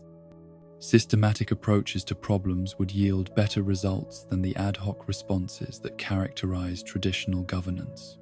But these appealing theoretical benefits came with costs that were not immediately apparent to those who embraced them. The efficiency that centralized authority could achieve required the elimination of local autonomy and cultural diversity that had been sources of strength as well as occasional friction. The professionalization of administration necessitated the creation of bureaucratic classes whose interests might not align with those of the people they governed. The systematic approaches that promised better solutions to complex problems also eliminated the flexibility and adaptability that had allowed communities to respond creatively to unexpected challenges. The implementation of these new systems began gradually, introduced through reforms that seemed reasonable and beneficial to most observers. Administrative changes that promised to reduce corruption and improve efficiency were particularly popular, as were legal reforms that appeared to provide more consistent and predictable justice than the traditional systems they replaced. The first major test of the new order came when monster attacks began increasing in frequency and severity, as the Witcher population fell below the levels necessary to maintain effective control. The creatures that had been systematically hunted during the previous centuries began reproducing and spreading into territories from which they had long been excluded, threatening communities that had forgotten how to defend themselves against supernatural predators. The response to this crisis revealed both the strengths and the weaknesses of the centralized approach that the network had promoted. The new administrative systems were capable of organizing large-scale military responses to monster threats, mobilizing resources and personnel on a scale that individual communities could never have achieved. Professional soldiers and mages could be deployed systematically to address problems before they became critical, rather than waiting for local authorities to recognize threats and request assistance. But these large-scale responses, while impressive in scope and organization, proved to be less effective than the individualized approaches that witches had employed. Conventional military units, however well trained and equipped, were not designed to hunt creatures whose abilities and behaviors violated normal expectations about how combat should proceed.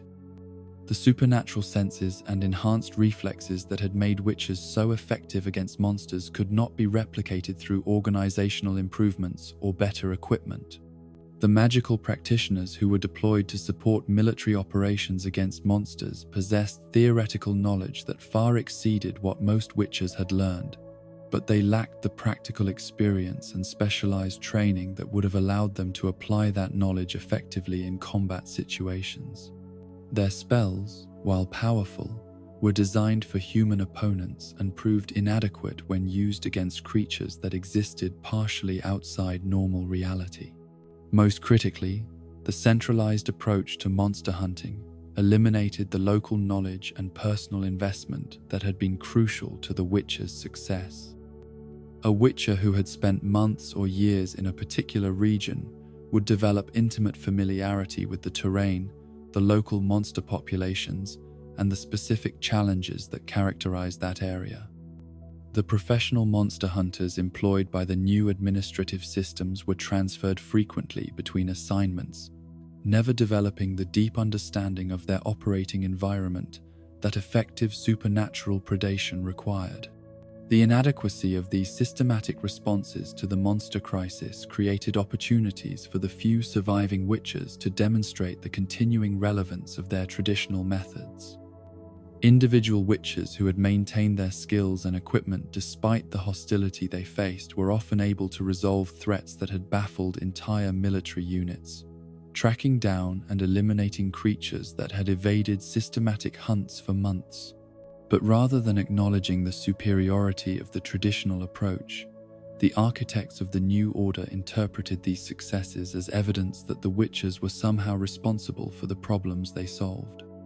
They promoted theories suggesting that the surviving witches had deliberately allowed monster populations to recover in order to create demand for their services, or that their mutations had given them unnatural connections to the creatures they hunted that allowed them to control monster behavior for their own benefit. These accusations served multiple purposes within the network's larger strategy. They discredited the witches' achievements while providing justification for more aggressive measures against the survivors.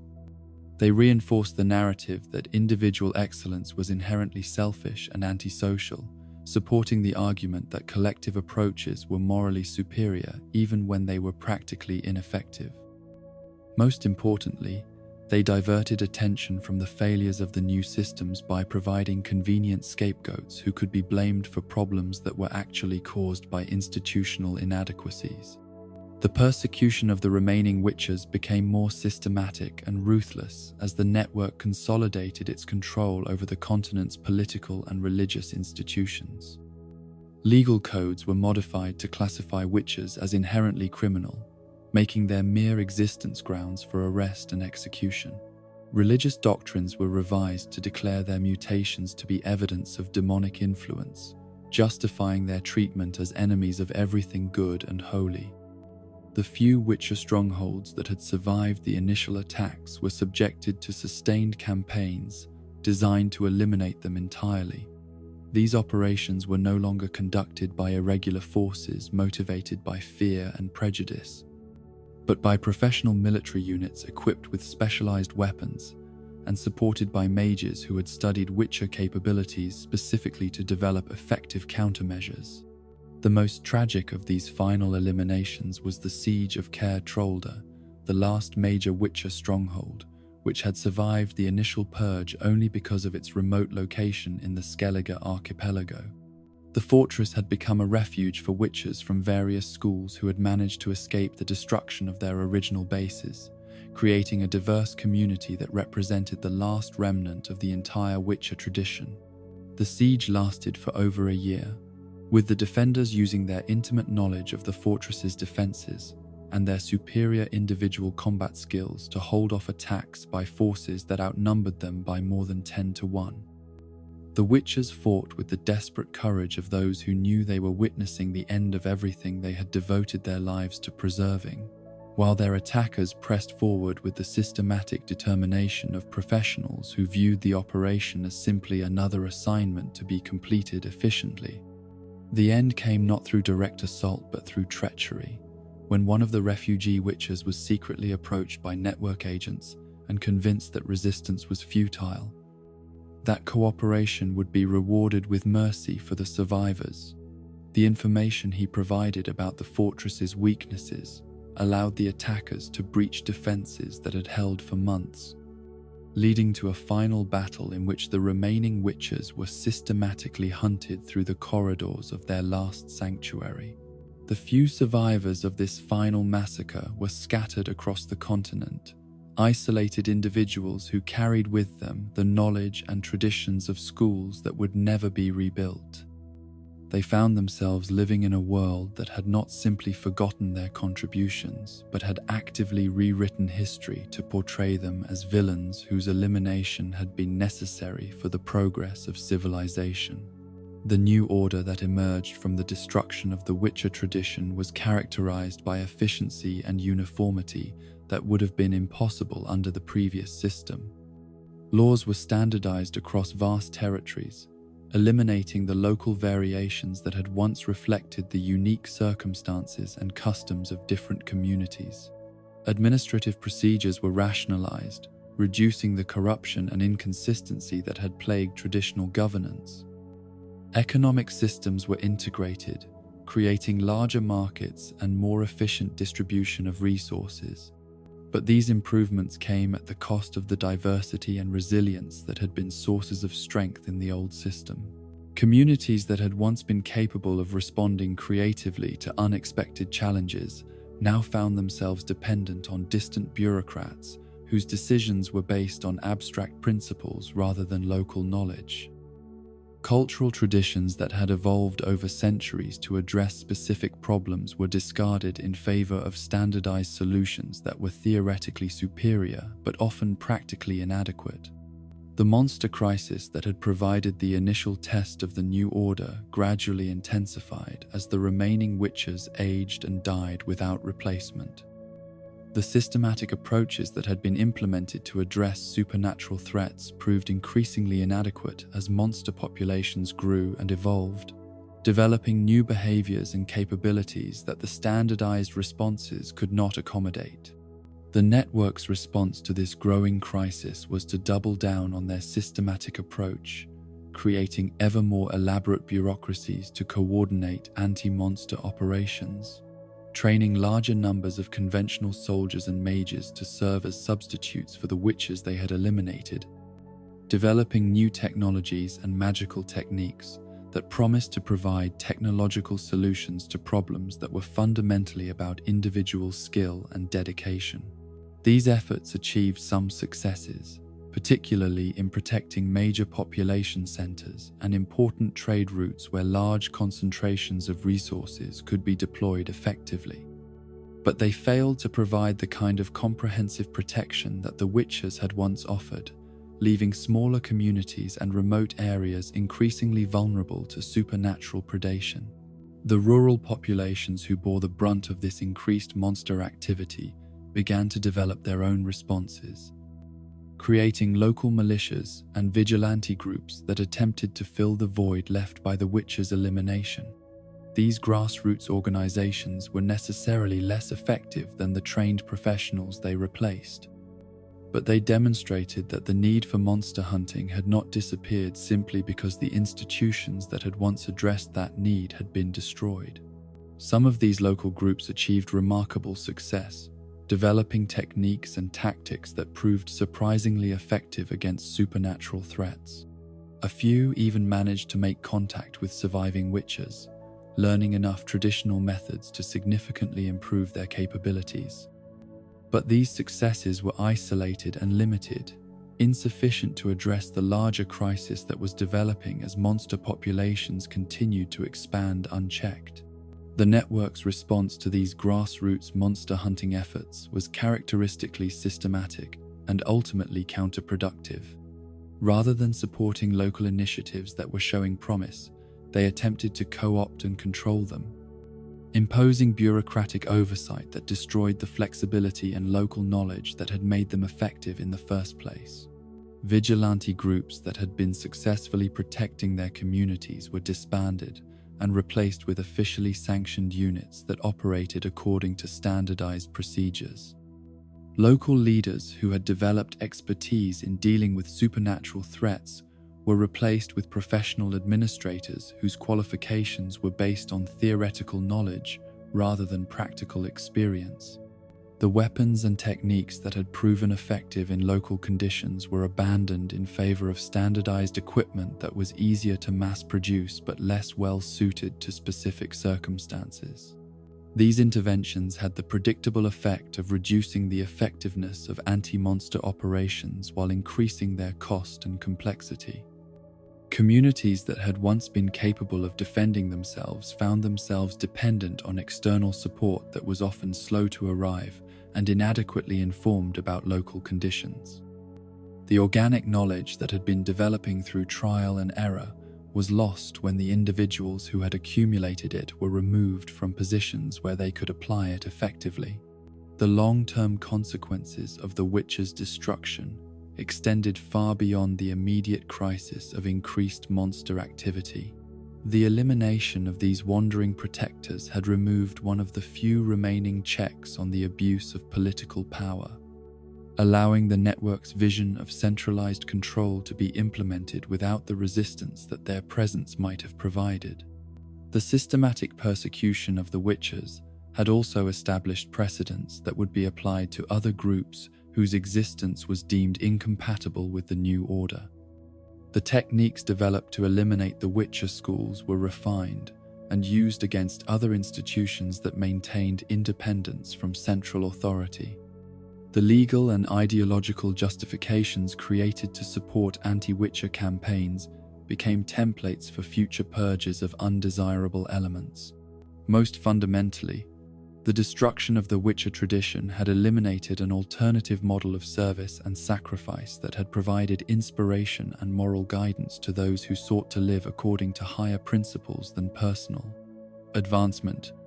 The witches had demonstrated that individuals could voluntarily accept suffering and isolation for the benefit of others, that heroism was possible even when it brought no reward, that duty and honor were meaningful concepts that could guide behavior even in the absence of external enforcement. With this example removed, the network's more cynical vision of human nature gained credibility. Their arguments that people were inherently selfish and required external control to behave responsibly seemed more plausible when there were no longer examples of voluntary self-sacrifice to contradict them. Their claims that systematic approaches were superior to individual excellence appeared more reasonable when there were no longer individuals whose personal achievements exceeded what organizations could accomplish.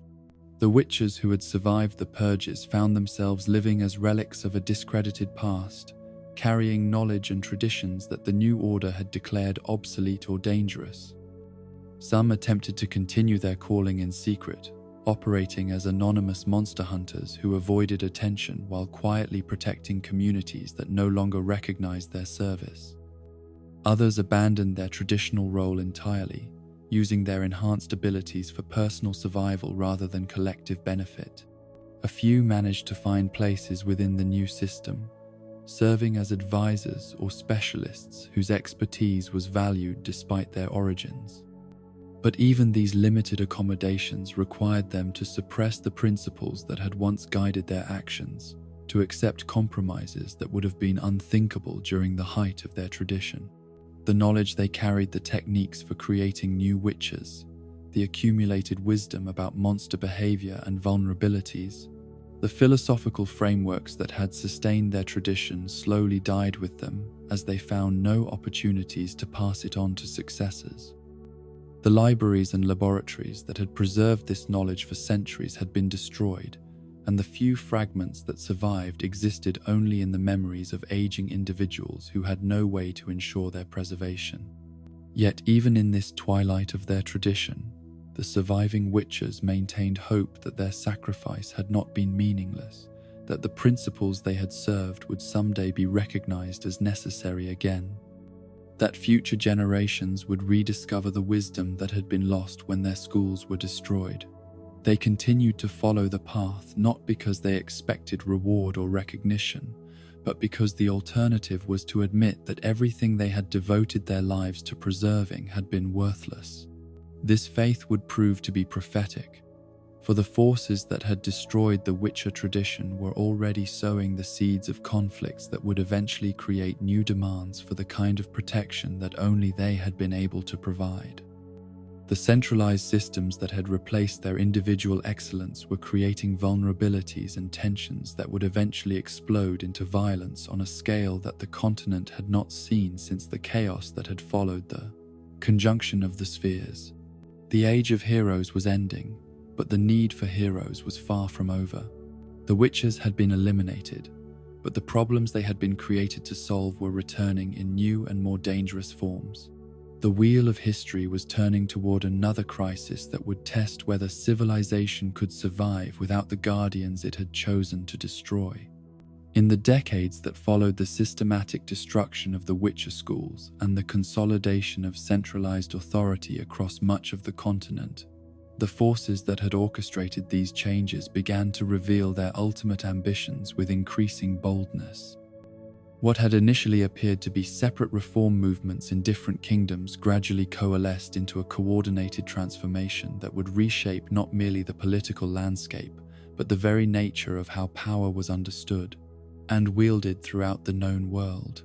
The network of scholars, mages, and administrators who had promoted the elimination of the witches possessed a vision that extended far beyond the mere removal of inconvenient obstacles to their authority. They had studied the patterns of history and concluded that the chaotic diversity that had characterized the post-conjunction era was fundamentally unstable. That true progress required the imposition of unified systems that could coordinate responses to challenges on a continental scale, rather than leaving such matters to the haphazard efforts of individual communities and traditional authorities. Their philosophical foundation rested upon the belief that human nature, left to its own devices, was inherently selfish and short-sighted, incapable of making decisions that served long-term collective interests rather than immediate personal desires.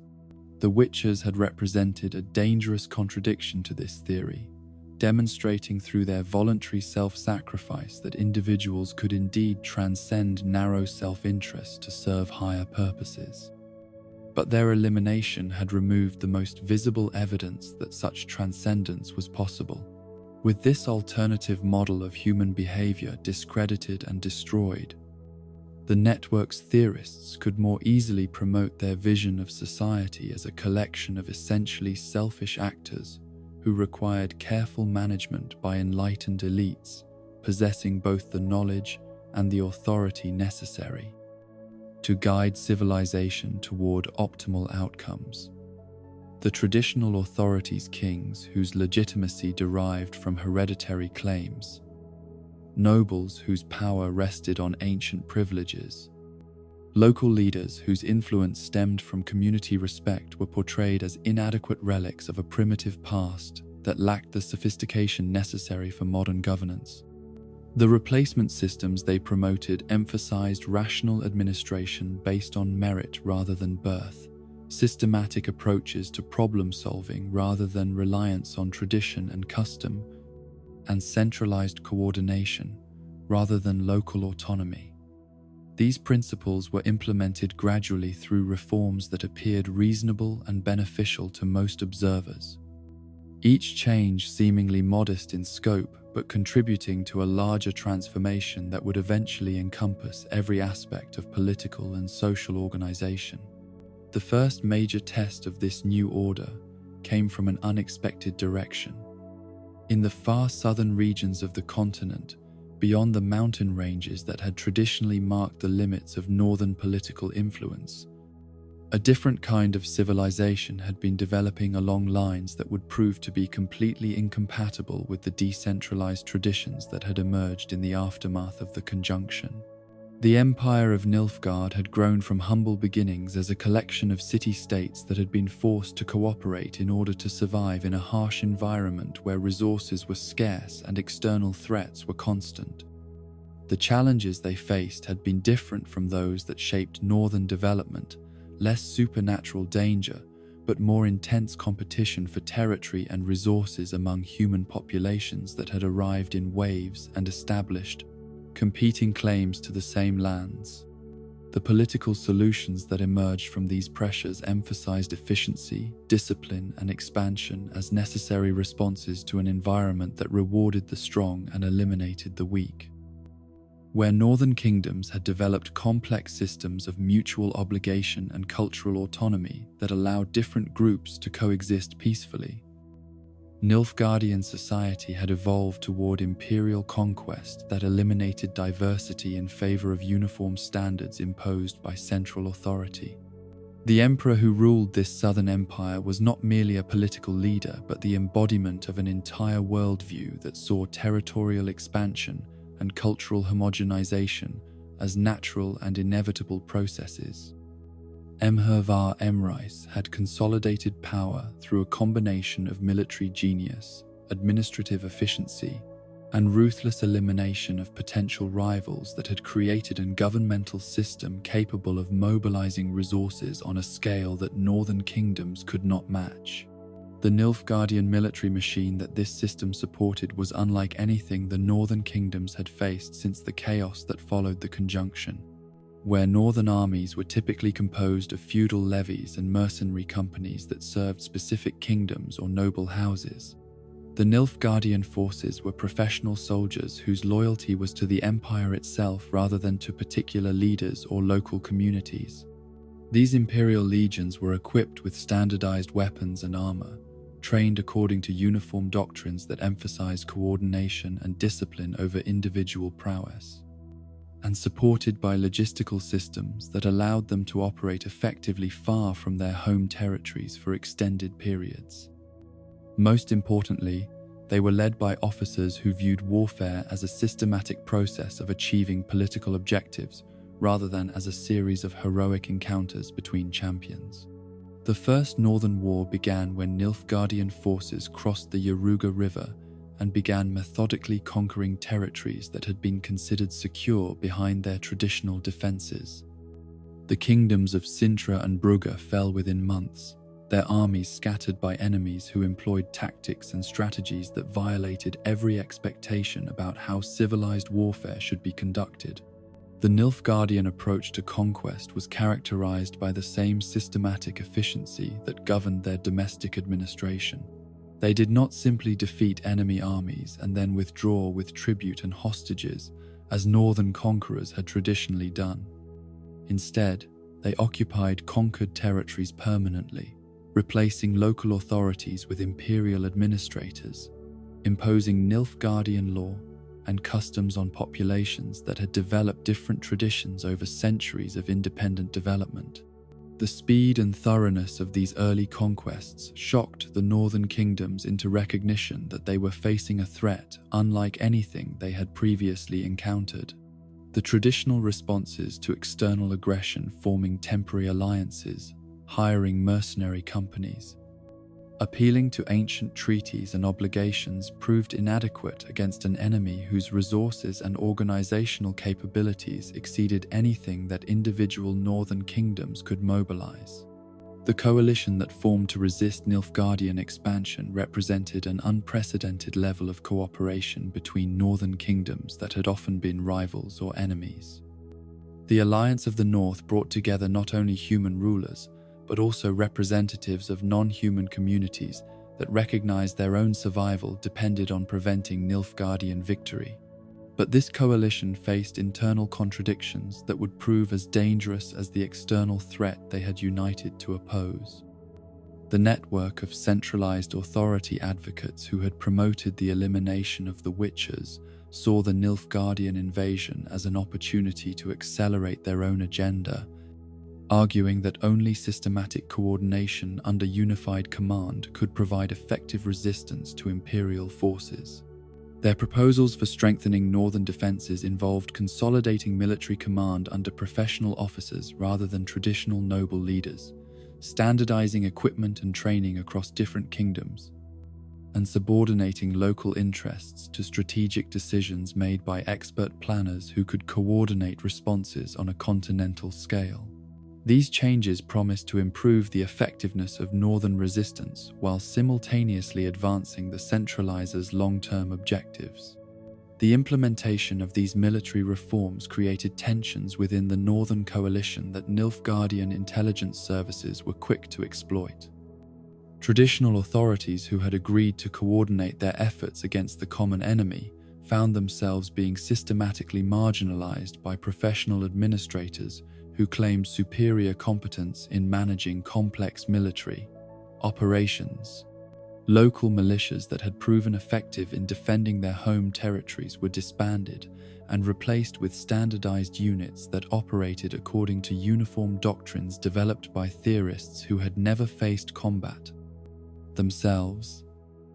Regional commanders who possessed intimate knowledge of their operating areas were replaced by professional officers whose qualifications were based on academic study rather than practical experience. The Battle of Sodden Hill, which marked the climax of the First Northern War, demonstrated both the potential and the limitations of these systematic approaches to military organization. The northern forces that assembled to meet the Nilfgaardian advance represented the largest coordinated military operation in the continent's history, with units from dozens of kingdoms operating under unified command for the first time since the conjunction. The battle itself was a massive and confused affair that lasted for 3 days and involved over 200,000 combatants. The northern forces fought with desperate courage, knowing that defeat would mean the end of their independence and the imposition of imperial rule over territories that had been free for centuries. The Nilfgaardian legions advanced with mechanical precision, employing tactics that had proven successful in previous campaigns while adapting to unexpected northern responses with professional flexibility. The decisive factor in the battle proved to be neither superior numbers nor better equipment, but the intervention of magical forces that neither side had adequately prepared for. The sorceresses who had agreed to support the Northern Coalition possessed individual capabilities that far exceeded anything in the Nilfgaardian arsenal, but they had never before attempted to coordinate their efforts on such a scale or under such extreme conditions. The magical techniques they employed during the battle created effects that went beyond anything that had been seen since the great workings that had stabilized reality after the conjunction. Entire sections of the battlefield were transformed by spells that altered the fundamental nature of matter and energy, while weather control techniques summoned storms and floods that affected military operations across vast areas. The Nilfgaardian forces, despite their superior organization and training, were unprepared for warfare that violated their basic assumptions about what was possible on a battlefield. Their systematic approaches to tactics and logistics became liabilities when facing opponents who could reshape the terrain instantaneously or call down magical attacks that ignored conventional defenses. The northern victory at Sodden Hill was celebrated throughout the coalition territories as proof that traditional values and local independence could triumph over imperial efficiency and systematic oppression. But the true lessons of the battle were more ambiguous and would prove to have implications that extended far beyond the immediate military situation. The effectiveness of coordinated magical intervention had demonstrated that individual excellence, when properly organized and directed, could achieve results that systematic approaches could not match. The sorceresses who had turned the tide of battle had not succeeded because they followed standardized procedures or operated according to uniform doctrines, but because their unique capabilities had been allowed to complement each other in ways that maximized their collective impact. This lesson was not lost on the network of centralization advocates who had been promoting systematic solutions to the continent's challenges. They recognized that the magical intervention at Sodden Hill represented a fundamental challenge to their philosophical assumptions about the superiority of organized mediocrity over individual excellence. Their response was characteristically indirect and long-term in its orientation. Rather than openly challenging the sorceresses who had saved the northern kingdoms, they began promoting theories about the dangerous unpredictability of magical intervention in military affairs. The need for better regulation and control of magical practitioners, and the importance of ensuring that such powerful individuals remained subordinate to proper political authority. The Lodge of Sorceresses that formed in the aftermath of the First Northern War represented both a triumph for the principle of coordinated individual excellence and a trap that would eventually serve the centralizers' broader objectives. The organization brought together the most powerful magical practitioners on the continent, creating a forum where they could share knowledge and coordinate responses to future crises while maintaining their individual autonomy and moral independence. But the Lodge also concentrated magical power in a way that made it easier to monitor and eventually control. The sorceresses who joined the organization maintained their individual capabilities, but they also accepted obligations to the group that could be exploited by enemies who understood how to manipulate collective decision-making processes. The Second Northern War began when Nilfgaardian forces reorganized and re-equipped based on lessons learned during their previous defeat, launched a new invasion that employed different tactics designed to neutralize the magical advantages that had proven decisive at Sodden Hill. The Imperial legions had been supplemented with specialized units trained to operate in magically altered environments, while Nilfgaardian mages had developed counterspells and protective techniques that reduced the effectiveness of northern magical intervention. More importantly, the Empire had invested heavily in intelligence operations designed to exploit the internal divisions within the Northern Coalition. Nilfgaardian agents had spent years identifying and cultivating relationships with Northern leaders who could be persuaded that cooperation with the Empire would serve their personal interests better than continued resistance. The network of centralization advocates proved to be particularly receptive to Nilfgaardian approaches, seeing the Empire as a practical demonstration of the systematic governance principles they had been promoting. While they could not openly advocate surrender to a foreign invader, they could and did promote policies that would make effective resistance more difficult while creating conditions that would make eventual imperial victory seem inevitable. Their influence on northern military planning during the Second War was subtle but devastating. They promoted strategies that emphasized defensive positions and resource conservation, rather than aggressive operations that might have disrupted Nilfgaardian preparations. They advocated for command structures that prioritized political reliability over military competence, ensuring that key positions were filled by administrators who could be trusted to follow orders, rather than by experienced warriors who might improvise inconvenient solutions to tactical problems. Most critically, they worked to undermine the unity and effectiveness of the Lodge of Sorceresses by promoting internal conflicts and competing priorities that prevented the organization from replicating their decisive intervention at Sodden Hill. They encouraged disputes over strategic objectives, ethical constraints, and resource allocation that paralyzed the Lodge's decision-making processes during crucial periods when unified action was essential.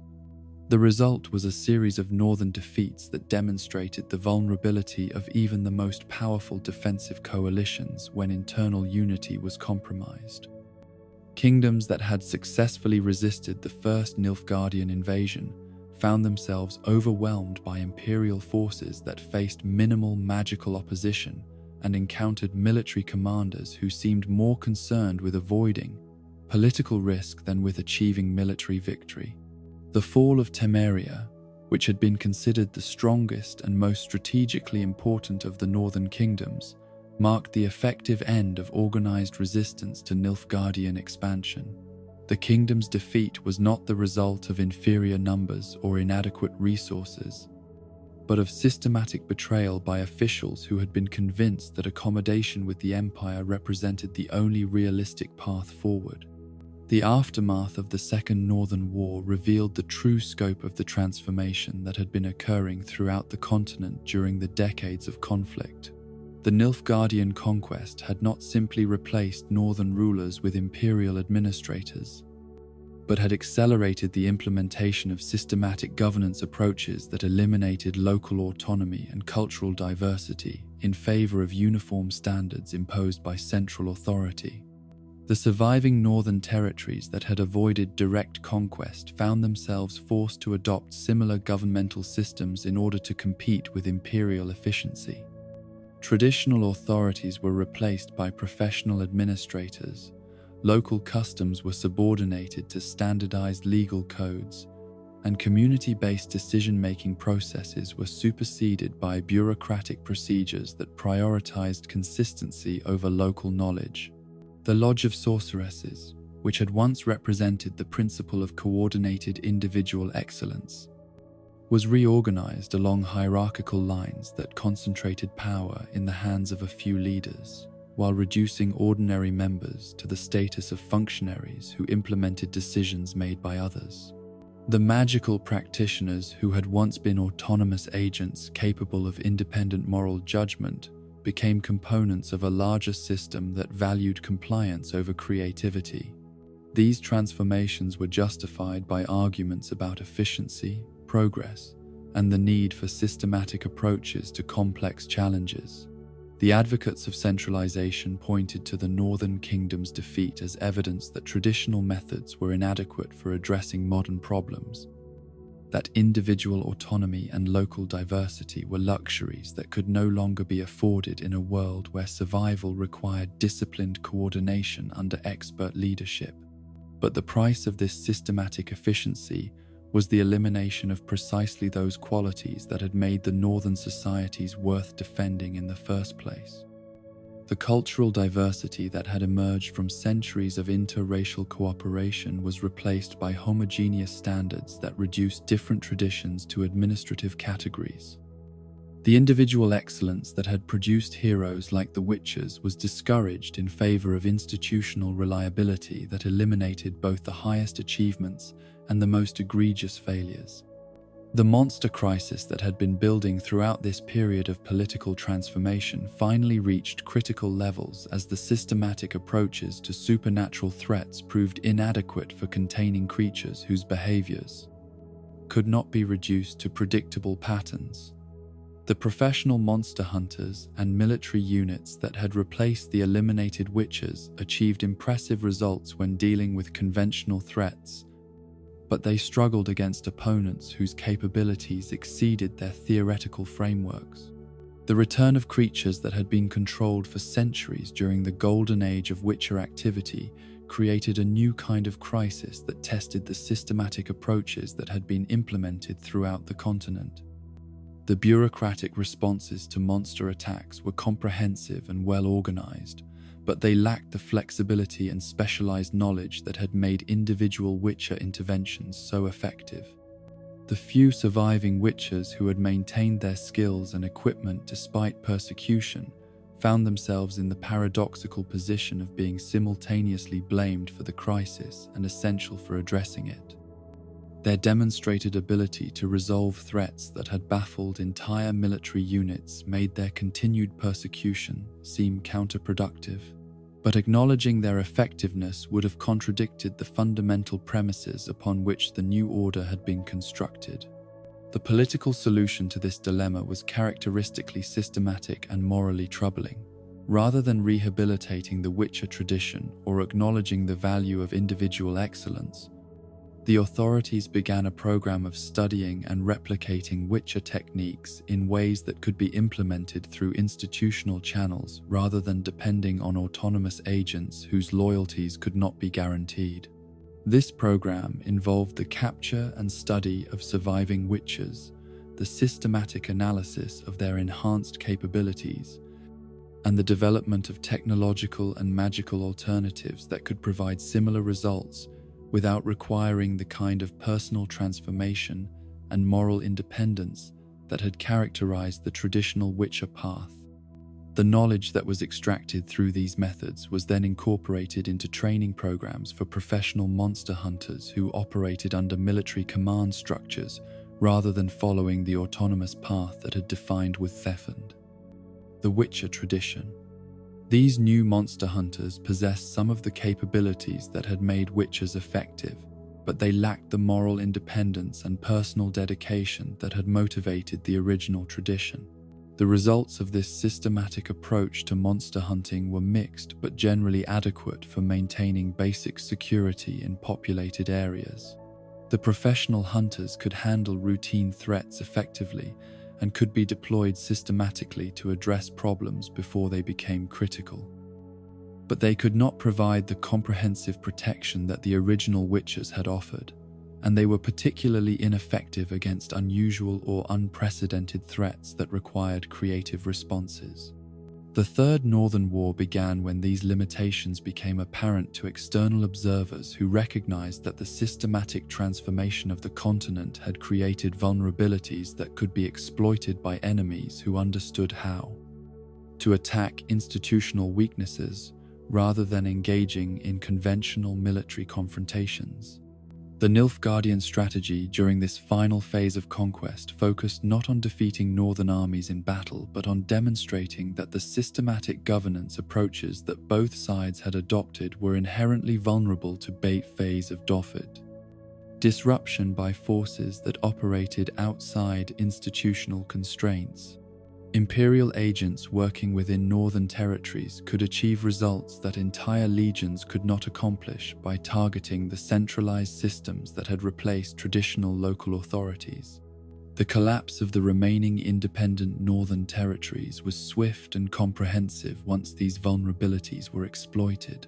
The systematic governance structures that had promised efficiency and coordination proved to be brittle when subjected to unexpected stresses, while the professional militaries that had replaced traditional warrior cultures lacked the adaptability and personal commitment necessary for effective resistance under adverse conditions.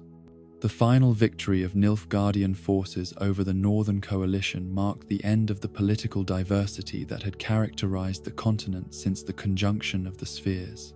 The various kingdoms, principalities, and autonomous communities that had developed different approaches to governance and culture were replaced by uniform imperial administration that imposed standardized systems throughout the conquered territories.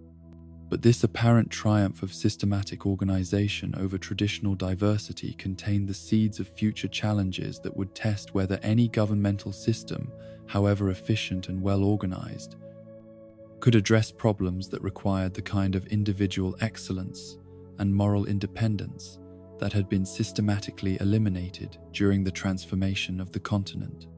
The wars that had reshaped the political landscape had also accelerated changes in the fundamental nature of magic and supernatural phenomena that would soon create crises requiring responses that no existing institution was equipped to provide. The Wild Hunt, ancient and terrible forces from beyond the normal boundaries of reality, had begun stirring in response to magical disturbances created by the massive workings that had characterized the recent conflicts.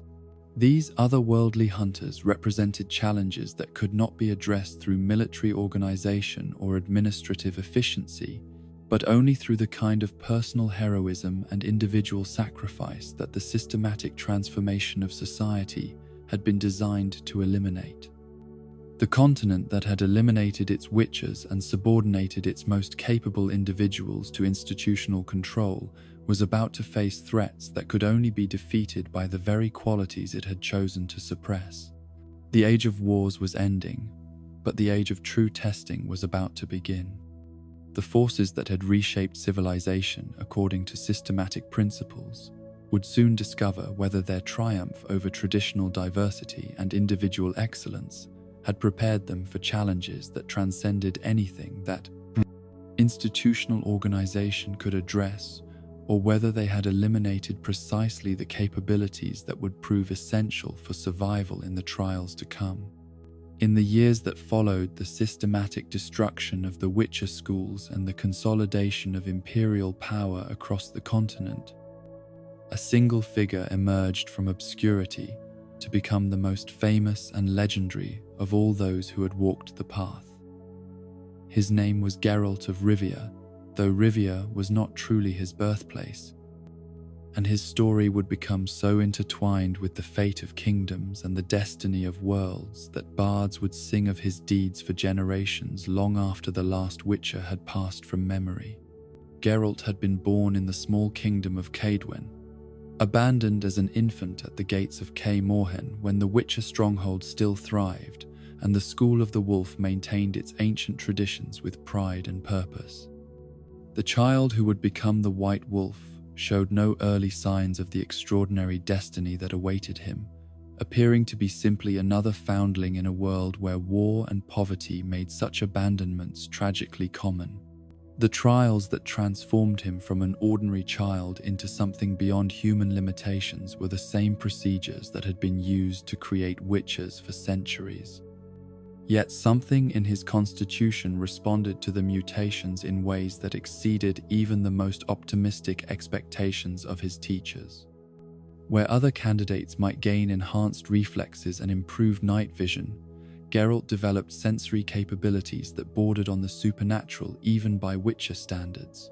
His hair had turned white during the trial of the grasses, a rare but not unprecedented side effect of the mutagenic processes that remade his body at the cellular level.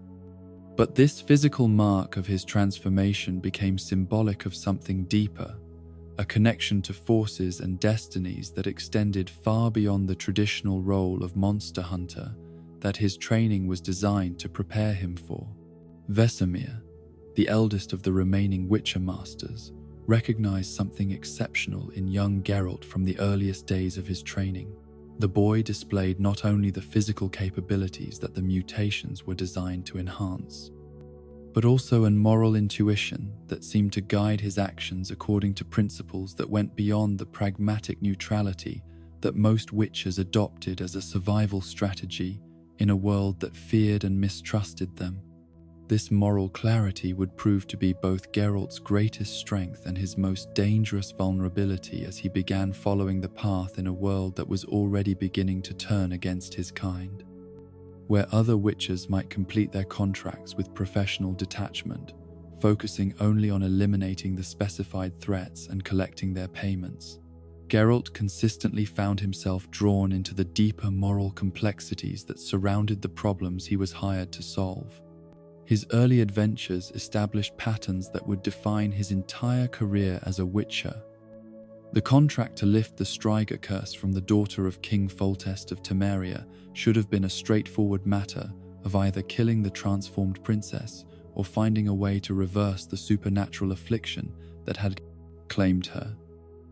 Instead, Geralt chose the more difficult and dangerous path of attempting to cure rather than kill, spending an entire night in mortal combat with a creature whose claws could tear through armor and whose hunger for human flesh was literally insatiable.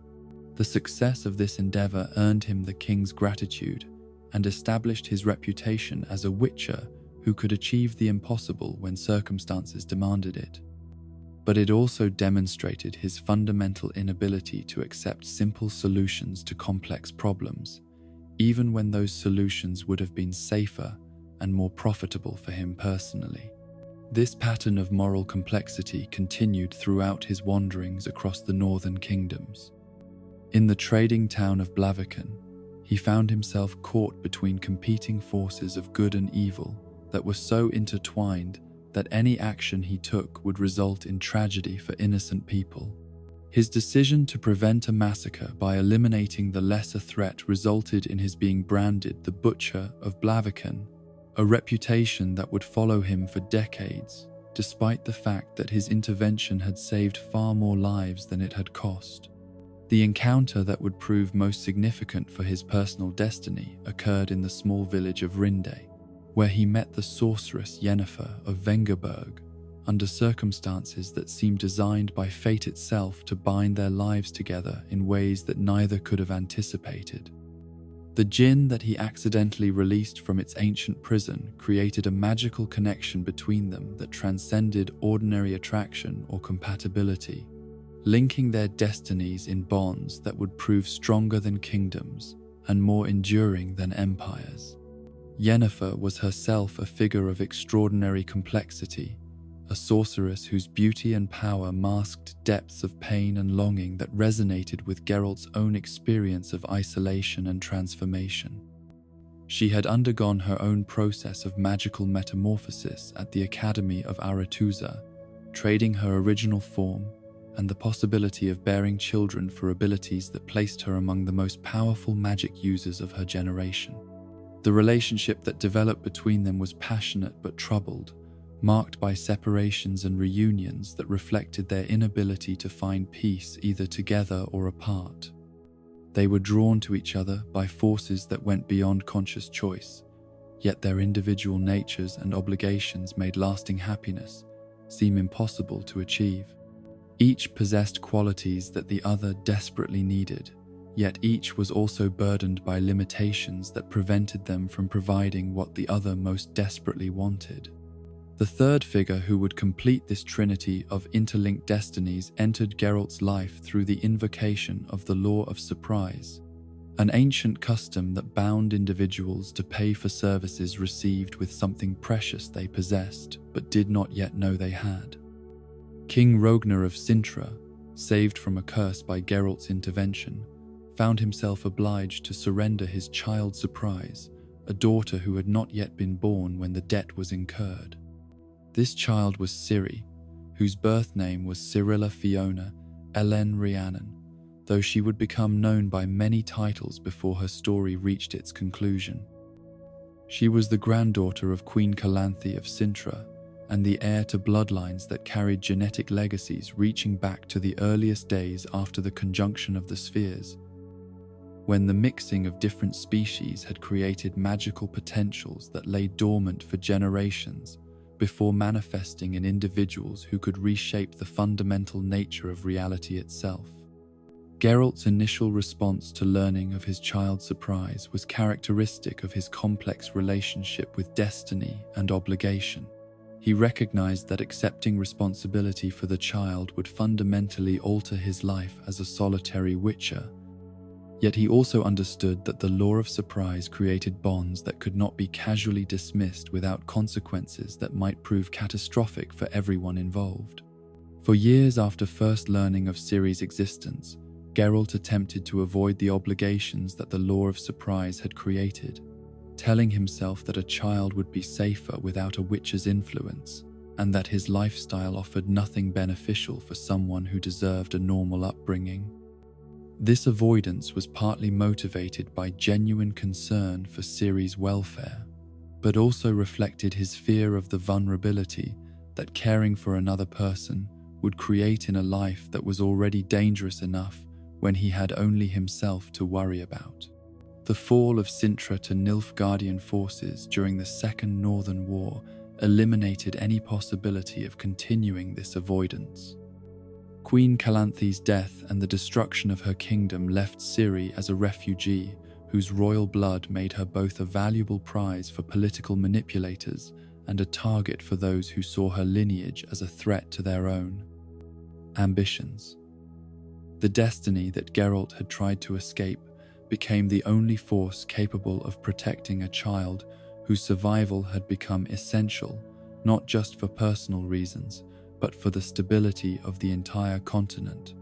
The training period that followed Ciri's arrival at Kaer Morhen, represented a transformation not only for the young princess who learned to wield a sword and cast signs, but also for Geralt, who discovered that his capacity for love and protective commitment extended far beyond what his Witcher mutations were supposed to allow. The man who had been trained to suppress normal human emotions in favor of professional detachment found himself experiencing paternal feelings so intense that they reshaped his entire understanding of what gave his life meaning and purpose. But Ciri was not simply another foundling who could be trained in conventional Witcher techniques and then sent out to follow the path as generations of mutants had done before her. The elder blood that flowed in her veins carried magical potentials that went beyond anything the Witcher schools had been designed to handle. Powers that connected her to forces existing outside normal reality and made her both extraordinarily valuable and impossibly dangerous to anyone who might attempt to control her abilities.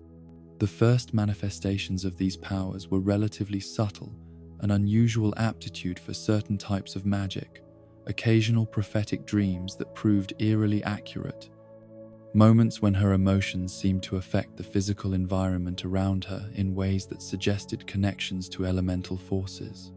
But as she matured and her abilities strengthened, it became clear that she represented something unprecedented in the history of magic, a convergence of bloodlines and destinies that had been building for centuries toward this singular individual. The wild hunt that began pursuing Ciri with increasing urgency as her powers developed was not simply another supernatural threat that could be defeated through conventional Witcher techniques.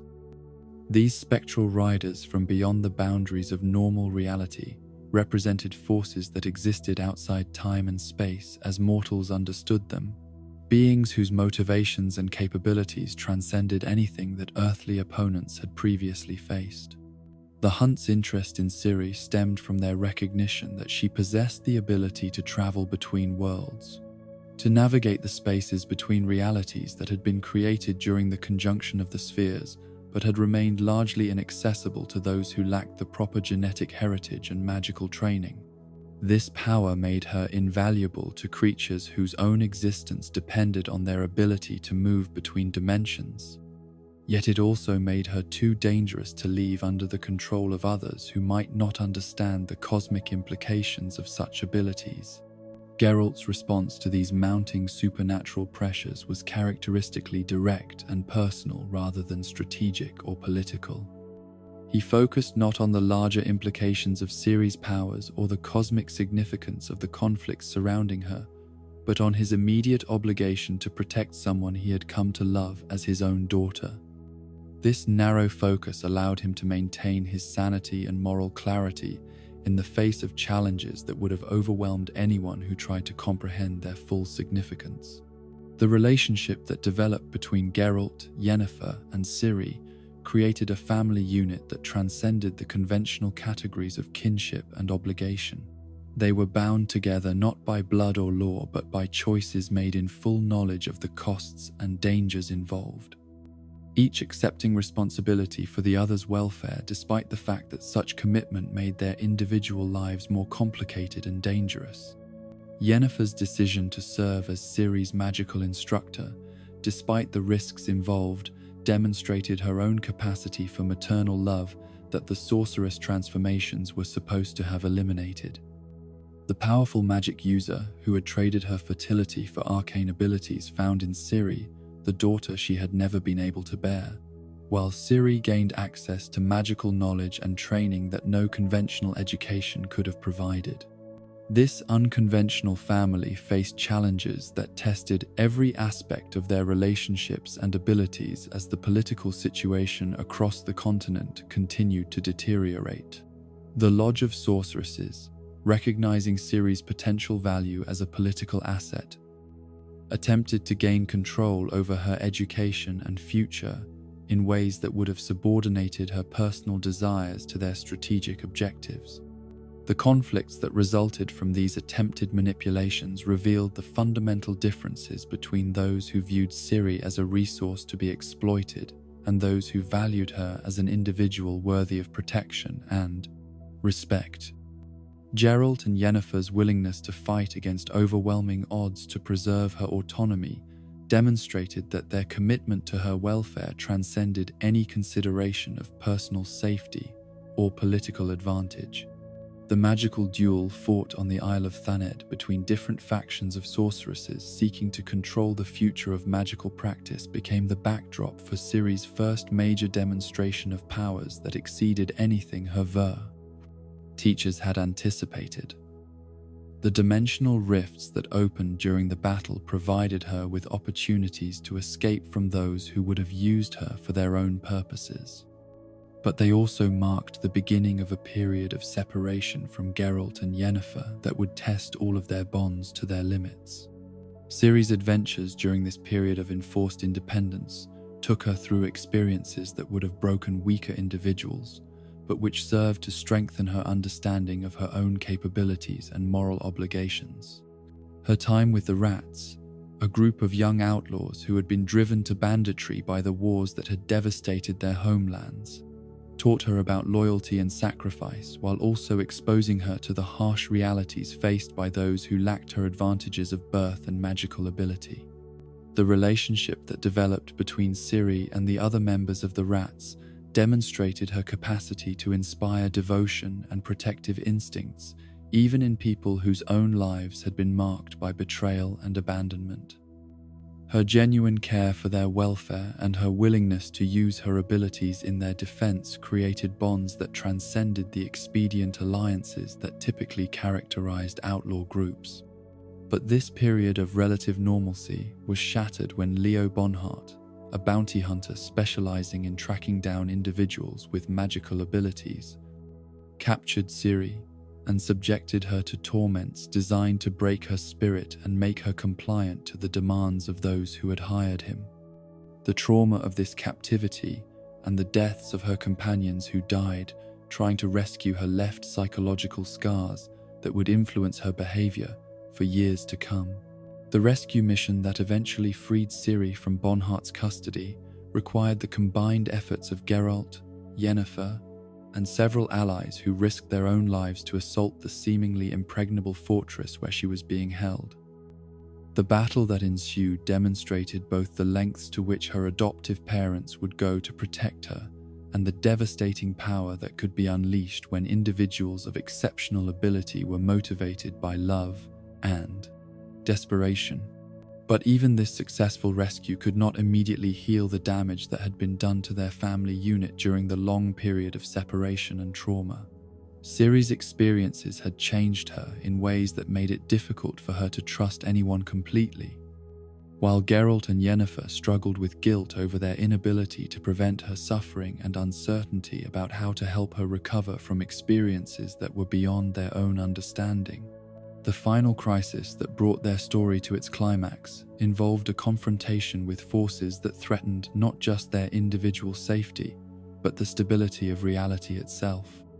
The Wild Hunt's renewed pursuit of Ciri had intensified to the point where their dimensional incursions were beginning to weaken the barriers between worlds, creating the possibility of another catastrophic convergence similar to the one that had originally created their mixed reality. Geralt's decision to face this ultimate threat was motivated not by heroic ambition or abstract moral principles, but by his recognition that Ciri's safety and the survival of everything they valued depended on someone being willing to make the ultimate sacrifice.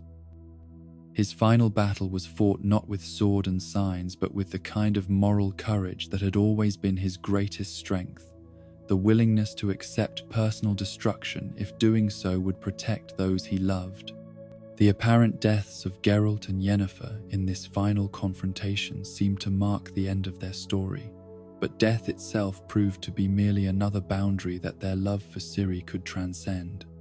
Her rescue of them from whatever realm they had been transported to demonstrated that her powers had developed to the point where she could accomplish what even the most powerful magic users of previous generations would have considered impossible.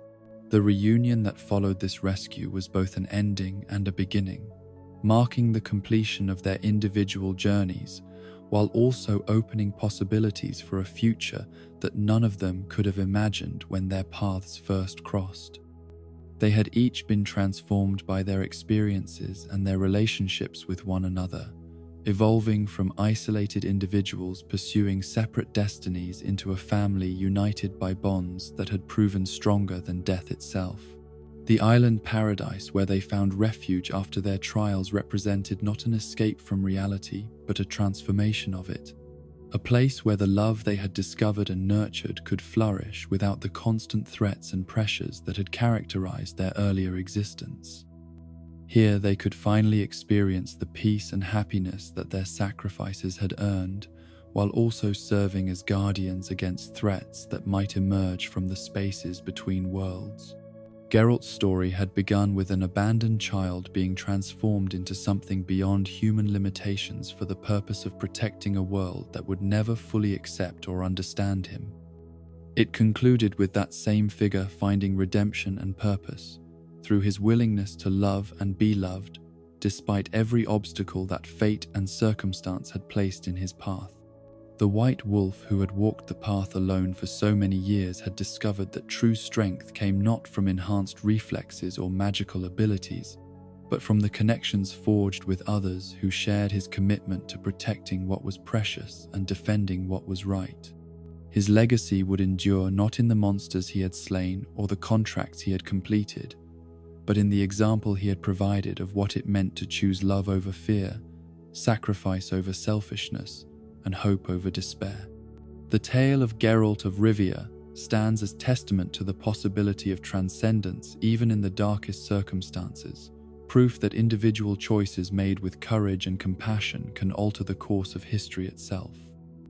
In a world transformed by cosmic forces beyond mortal comprehension, where ancient powers moved according to plans that spanned centuries, one witch's determination to protect his family had proven sufficient to reshape destiny itself.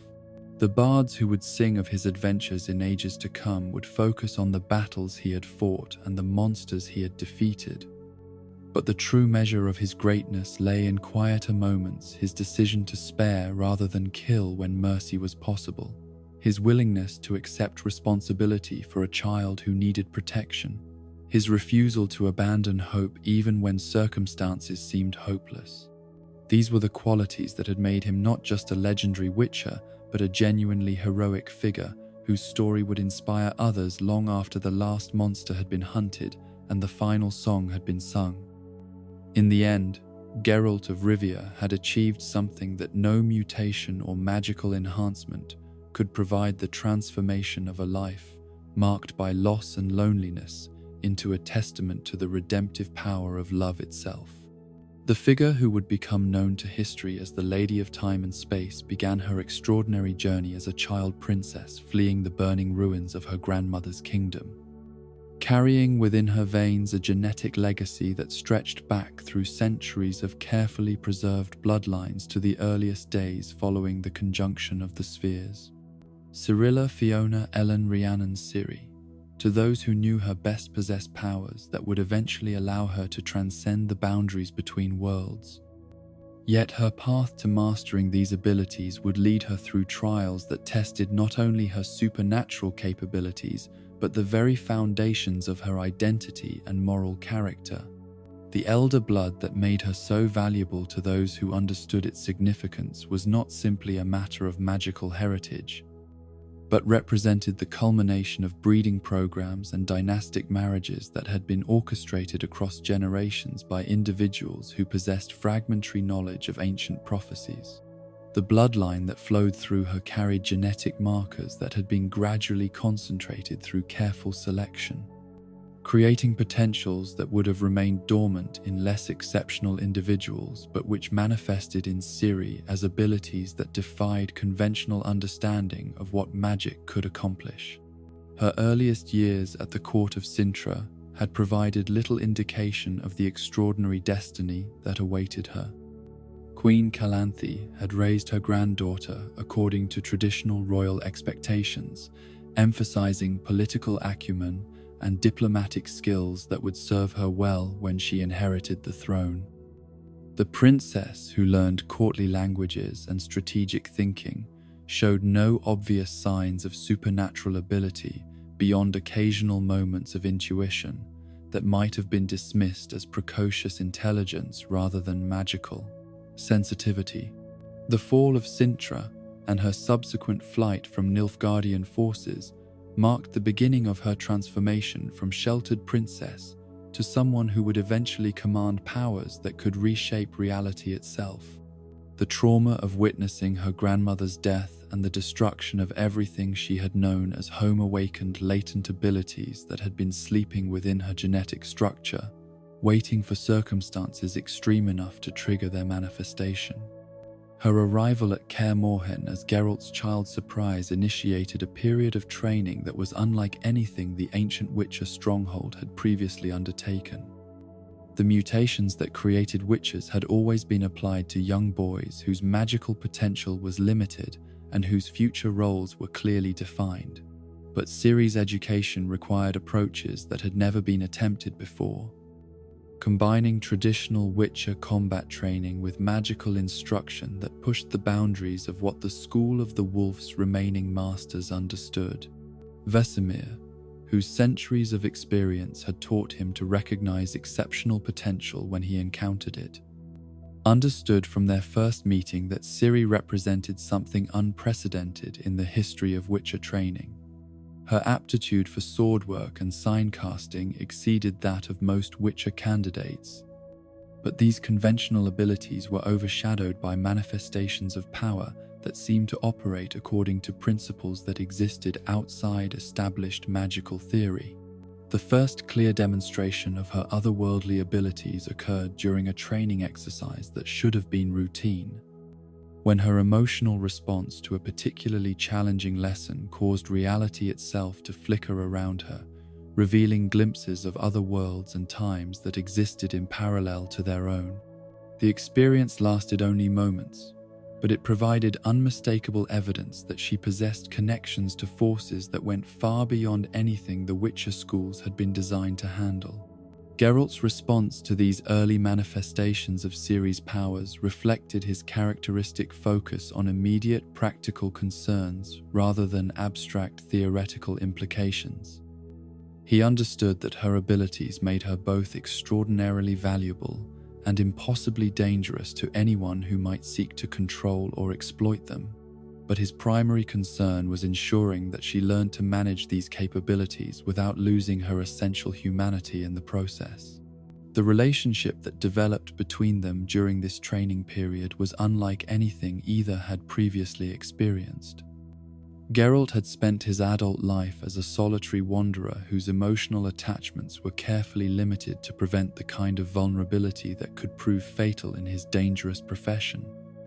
While Ciri had grown up surrounded by courtiers whose loyalty was always conditional on political advantage rather than genuine affection.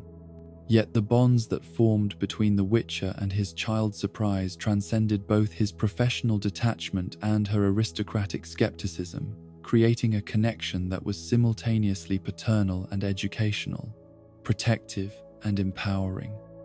Geralt discovered that his capacity for love had not been eliminated by his mutations, but had simply been waiting for someone worthy of such devotion, while Ciri learned that trust could exist without political calculation, that someone could value her for herself, rather than for the advantages her bloodline might provide. Yennefer's arrival at Kaer Morhen to serve as Ciri's magical instructor completed the formation of an unconventional family unit that would prove capable of withstanding pressures that would have destroyed more traditional relationships. The sorceress brought to Ciri's education not only her formidable knowledge of advanced magical theory, but also her own experience of transformation and the psychological costs that such changes inevitably required. The magical training that Yennefer provided was necessarily experimental, since no established curriculum existed for educating someone whose abilities operated according to principles that seemed to exist outside conventional magical frameworks. Traditional instruction focused on learning to manipulate elemental forces and channel power through carefully structured spells. but Ciri's talents appeared to involve direct access to the fundamental forces that held reality together. Under Yennefer's guidance, Ciri learned not only to control her more obvious magical abilities, but also to understand the deeper implications of powers that connected her to dimensions beyond normal human experience.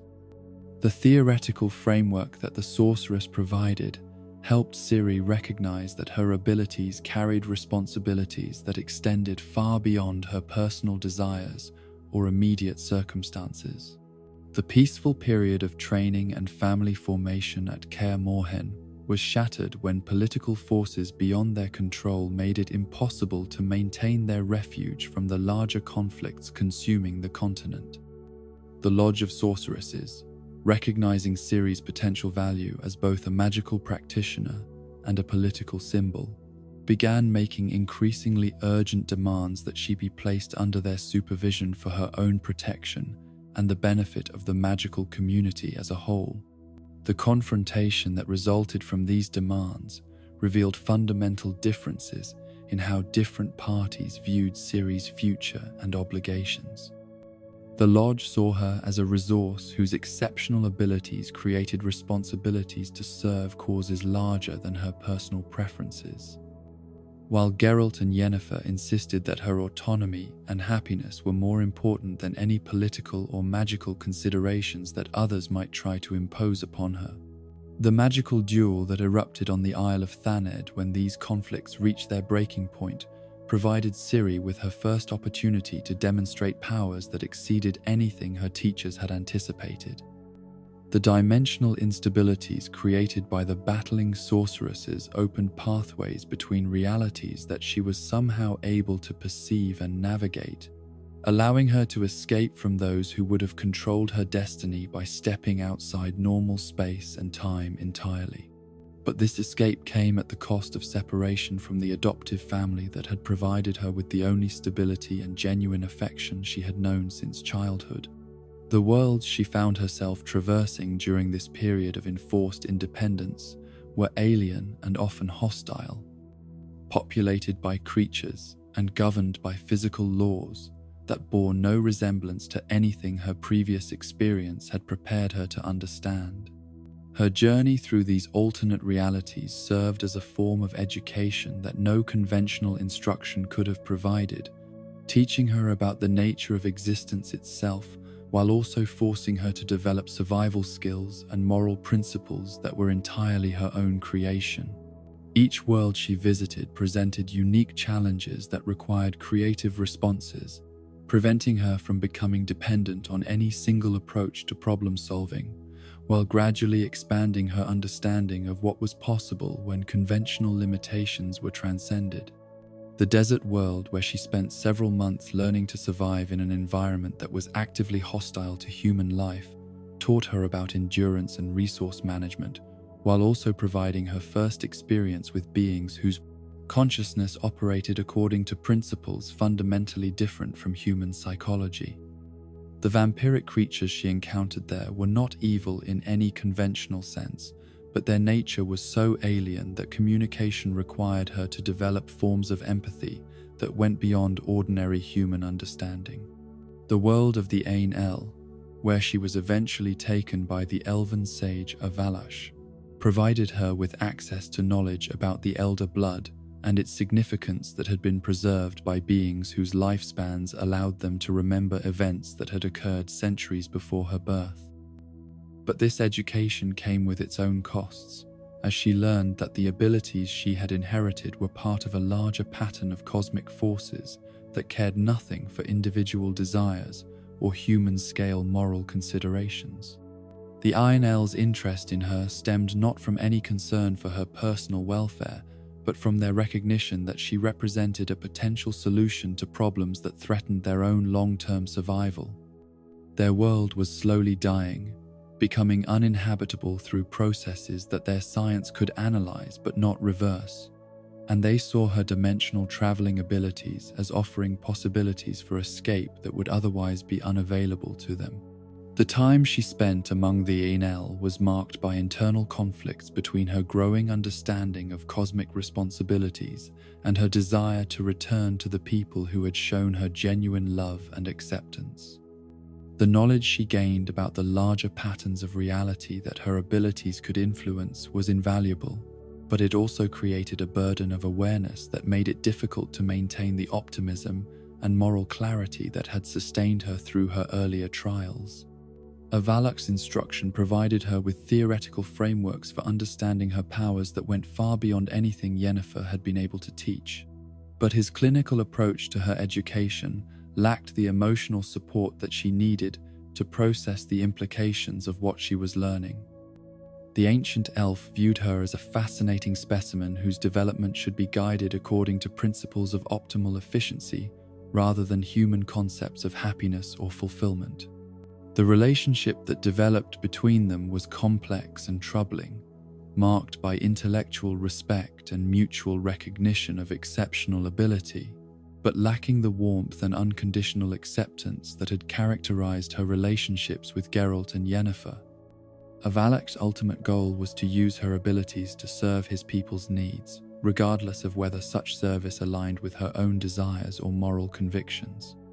Her eventual escape from the ANL world was accomplished not through direct confrontation, but through the kind of creative problem-solving that had become her characteristic response to seemingly impossible situations. Rather than attempting to overcome her captors through superior force, she found ways to use their own expectations and assumptions against them, demonstrating that her powers included not only dimensional travel, but also strategic thinking that could match or exceed that of beings who had been planning for centuries. The return journey to her own reality was complicated by the fact that the dimensional pathways she had learned to navigate were not simply neutral conduits between worlds, but were actively contested territory where forces from multiple realities competed for influence and control. The Wild Hunt, whose pursuit of her had intensified during her absence, had been using her dimensional disruptions to track her movements across the barriers between worlds. These spectral riders represented dangers that went beyond anything she had previously encountered, beings whose very existence seemed to violate the natural order while also possessing capabilities that made conventional resistance futile. Their interest in her was not motivated by the political or magical considerations that had driven other parties to seek control over her destiny, but by cosmic imperatives that treated individual lives as insignificant compared to the larger patterns they served. Her confrontations with the Wild Hunt during this period of return travel taught her that her powers carried consequences that extended far beyond her personal circumstances. Every time she traveled between dimensions, she created disturbances in the fabric of reality that could be exploited by entities whose goals were incompatible with the continued existence of the worlds she was trying to protect. The realization that her abilities could be used to harm as well as help forced her to develop moral frameworks for their employment that went beyond simple self-preservation or immediate tactical advantage. She learned to consider the long-term implications of her actions, recognizing that powers capable of affecting fundamental reality carried responsibilities that could not be avoided through ignorance or denial. The final phase of her journey back to her adoptive family was marked by increasingly desperate attempts by various forces to capture or control her before she could reunite with the people who had taught her that love was more important than power. The Lodge of Sorceresses, the surviving Ainel, the Wild Hunt, and other entities whose goals she only partially understood all recognized that her return to Geralt and Yennefer would make it much more difficult to manipulate her for their own purposes. But these attempts at interception served primarily to demonstrate that she had developed far beyond the frightened princess who had fled Sintra years before. The experiences that had taken her across multiple realities and exposed her to forms of existence that most beings could not even imagine had transformed her into someone capable of making choices based on comprehensive understanding. rather than emotional reaction or external pressure. Her powers had evolved during her travels to encompass not only dimensional movement but also temporal manipulation that allowed her to perceive and influence the flow of causality itself.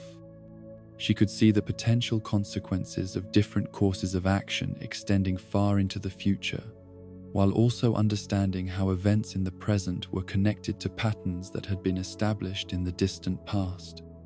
Most importantly, she had learned to distinguish between power and wisdom, recognizing that her abilities were tools that could serve many different purposes depending on the principles that guided their employment. The cosmic forces that had shaped her development cared nothing for human concepts of right and wrong, but she had chosen to retain her humanity despite possessing capabilities that transcended normal moral categories. The reunion with Geralt and Yennefer that marked the climax of her dimensional odyssey was more than a simple return to familiar relationships, but represented a conscious choice to value love and family bonds over the unlimited possibilities that her powers might have allowed her to pursue independently. She had seen enough of other realities to understand that the connections she had formed with her adoptive parents were precious precisely because they were based on mutual choice rather than cosmic necessity. The final test of her commitment to these relationships came when circumstances forced her to choose between her own safety and the survival of those she loved. The Wild Hunt's ultimate assault on the barriers between worlds threatened not only Geralt and Yennefer, but the stability of reality itself, creating a crisis that could only be resolved through the kind of sacrifice that would demonstrate whether her development had been guided by selfish or altruistic principles.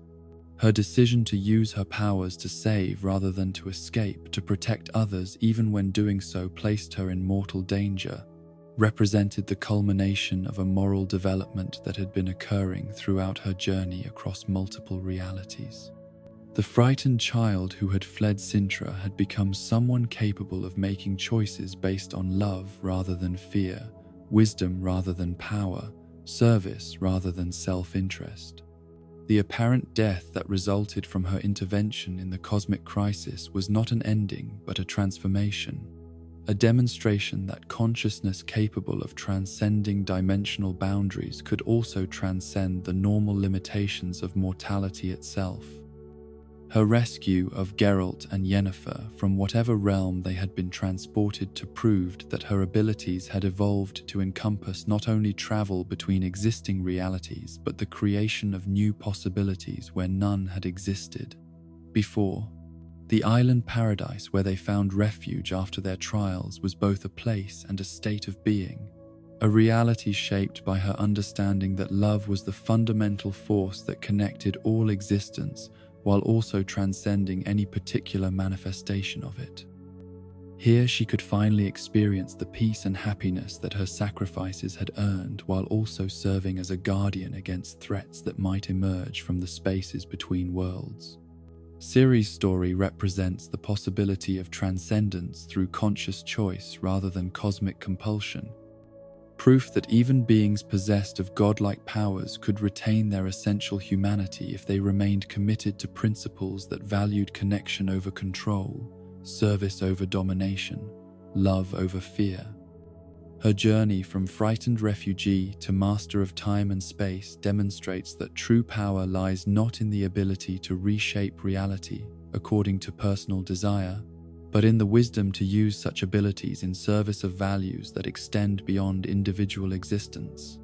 The Lady of Time and Space, who had emerged from the trials of her interdimensional odyssey, embodied possibilities for growth and transformation that offered hope even in the darkest circumstances.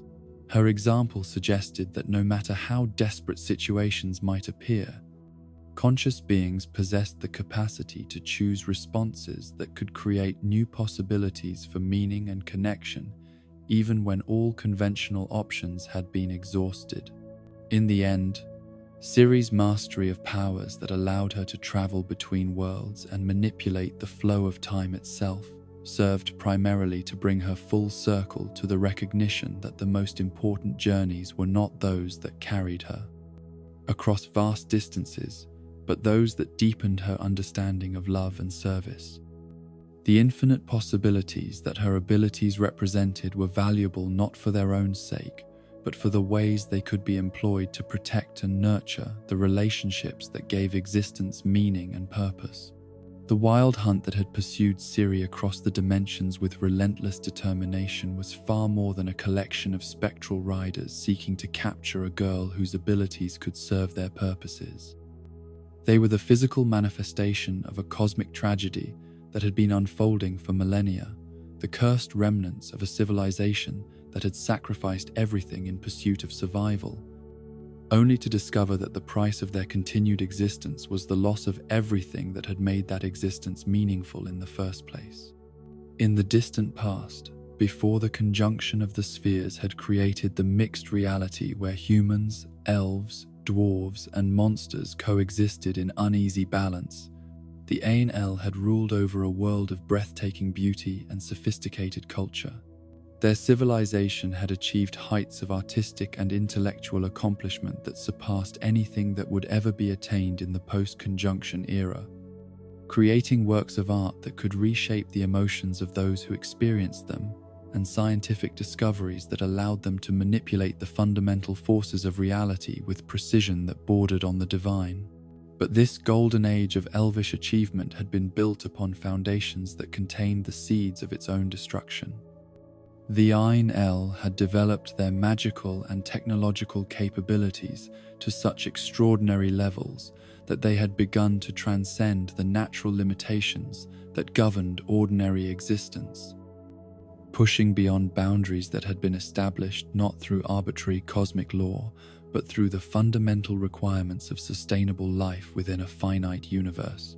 Their mastery of magical forces had allowed them to extend their lifespans far beyond what their physiology had originally been designed to support, creating individuals whose accumulated knowledge and experience spanned centuries, but whose emotional and psychological development had become frozen at levels that could not accommodate the cosmic perspective such longevity inevitably produced. They had learned to manipulate matter and energy at the subatomic level, reshaping their physical environment according to aesthetic principles that prioritized beauty and perfection over the messy vitality that characterized natural ecosystems. Most critically, they had discovered methods for traveling between different dimensions and alternate realities, opening pathways that allowed them to explore possibilities that existed beyond the confines of their original world.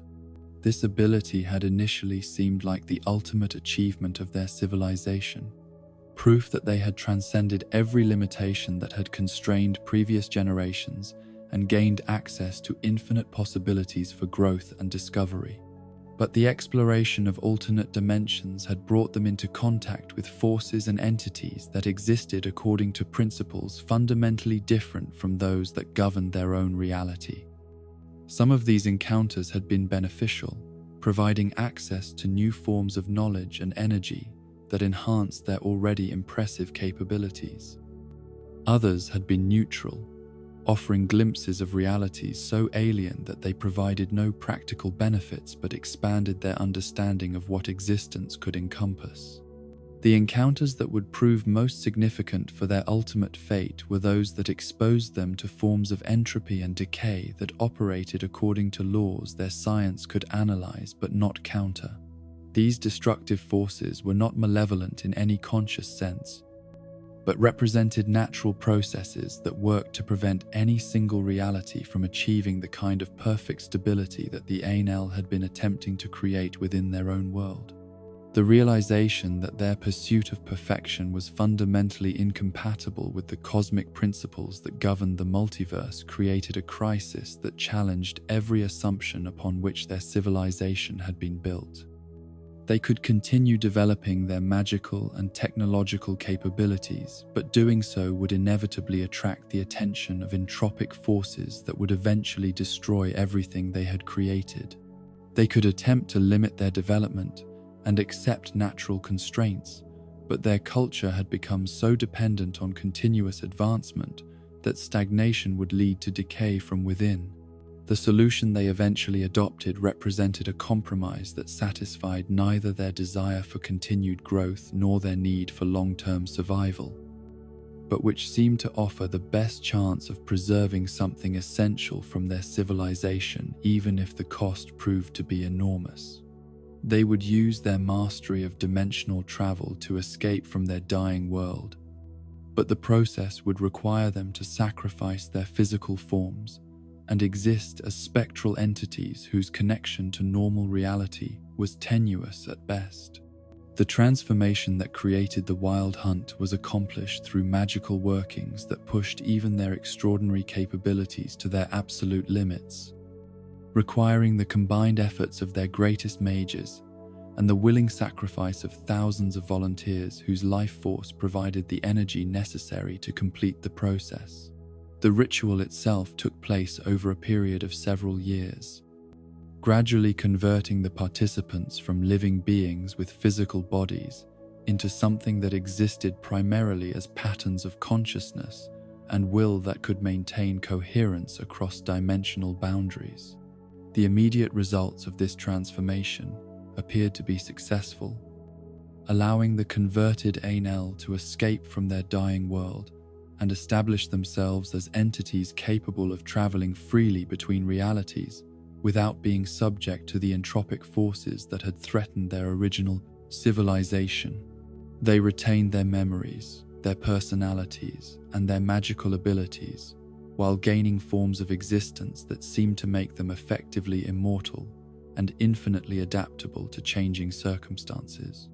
But the long-term consequences of their transformation gradually revealed that they had paid a price far greater than they had anticipated when they chose this path to survival.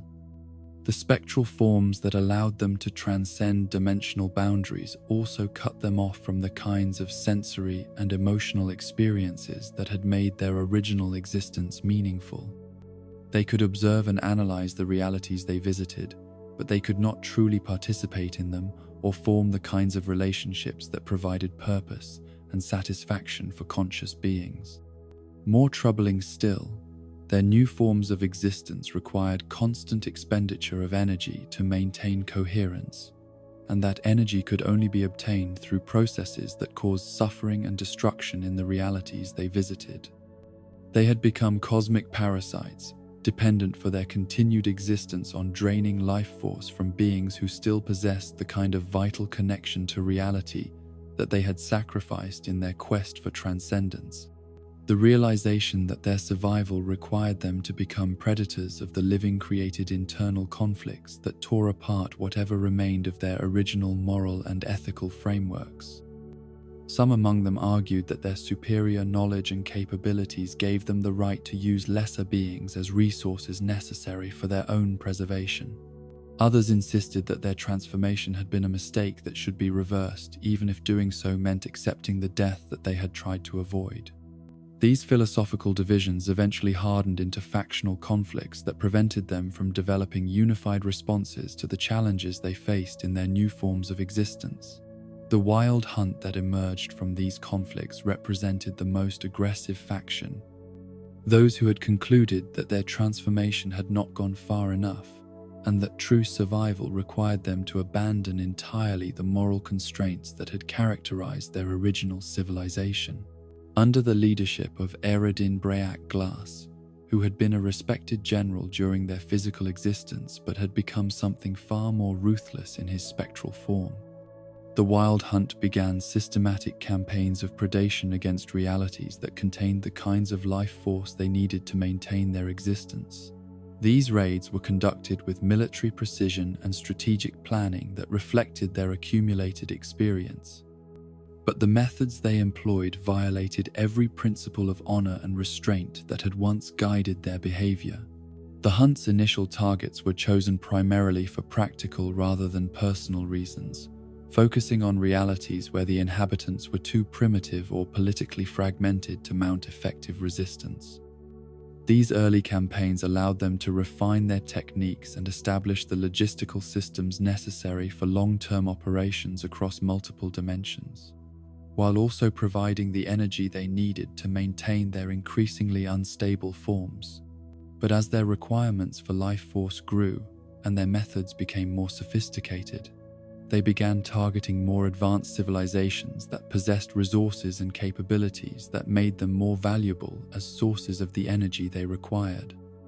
The reality where Ciri had been born represented an almost irresistible temptation, containing not only large populations of vital beings, but also individuals whose magical abilities made them exponentially more valuable than ordinary sources of life force. Their discovery of Ciri's existence and her unique capabilities transformed their strategic situation entirely, offering possibilities that went far beyond simple predation to encompass the kind of fundamental transformation that might allow them to escape from the curse that their original transformation had created. Her elder blood heritage gave her access to dimensional traveling abilities that operated according to principles different from their own, while her human emotional nature provided her with connections to vital forces that they had lost when they abandoned their physical forms. The hunt's pursuit of Ciri was motivated not simply by desire to capture another source of energy, but by recognition that she represented their only realistic hope of breaking free from the cycle of predation and decay that their existence had become. If they could gain control over her abilities, they might be able to use them to reverse the transformation that had made them into spectral parasites, returning them to forms of existence that could provide genuine satisfaction and meaning rather than mere survival. But this hope of redemption through capturing Ciri was complicated by the fact that the very process of hunting her required them to engage in exactly the kinds of predatory behavior that had made their existence so empty and morally bankrupt in the first place. Every raid they conducted to gather intelligence about her location, every assault they launched against those who protected her, every manifestation of their presence in her reality caused suffering and death that pushed them further away from any possibility of reclaiming their original moral nature. The internal conflicts within the hunt intensified as these contradictions became more apparent to those members who retained some connection to their original ethical frameworks. The campaign to capture Ciri was splitting them into factions that disagreed not only about tactics and strategy, but about the fundamental question of whether redemption was possible for beings who had already sacrificed so much of their essential nature in pursuit of survival. Eredin's leadership of the hunt was based on his conviction that moral considerations were luxuries they could no longer afford, that their transformation had made them into creatures whose survival was more important than any abstract principles they might have valued in their previous existence. He argued that capturing Ciri would allow them to transcend the limitations of their current forms and achieve a kind of existence that would make their past actions irrelevant, that the means they employed were justified by the ultimate goal of escaping from their current predicament. But other members of the hunt, led by figures who had been philosophers and artists during their physical existence, insisted that the methods they were employing were transforming them into exactly the kinds of entities they had originally sought to avoid becoming. They argued that capturing Ciri through force and coercion would corrupt any benefits her abilities might provide, that true redemption could only be achieved through approaches that honored rather than violated the principles they claimed to be trying to reclaim. These internal divisions weakened the hunt's effectiveness while also providing Ciri and her defenders with opportunities to exploit their disagreements and prevent them from coordinating their efforts optimally. The spectral riders who had once moved with unified purpose began operating according to conflicting objectives, with some seeking to capture Ciri regardless of the consequences and others attempting to find ways to negotiate with her that might lead to voluntary cooperation rather than forced compliance. The final confrontation that brought these conflicts to their climax occurred when Ciri, having mastered her abilities to the point where she could challenge even the hunt's supernatural capabilities, chose to face them directly rather than continuing to flee from their pursuit. Her decision to stand and fight was motivated not by confidence in her ability to defeat them through superior force, but by her recognition that the cycle of predation and flight could not continue indefinitely without destroying everything she valued in the process. The battle that ensued was unlike anything that had been seen since the great magical workings that had stabilized reality after the conjunction of the spheres, involving forces that operated according to principles that transcended normal understanding of what combat could encompass.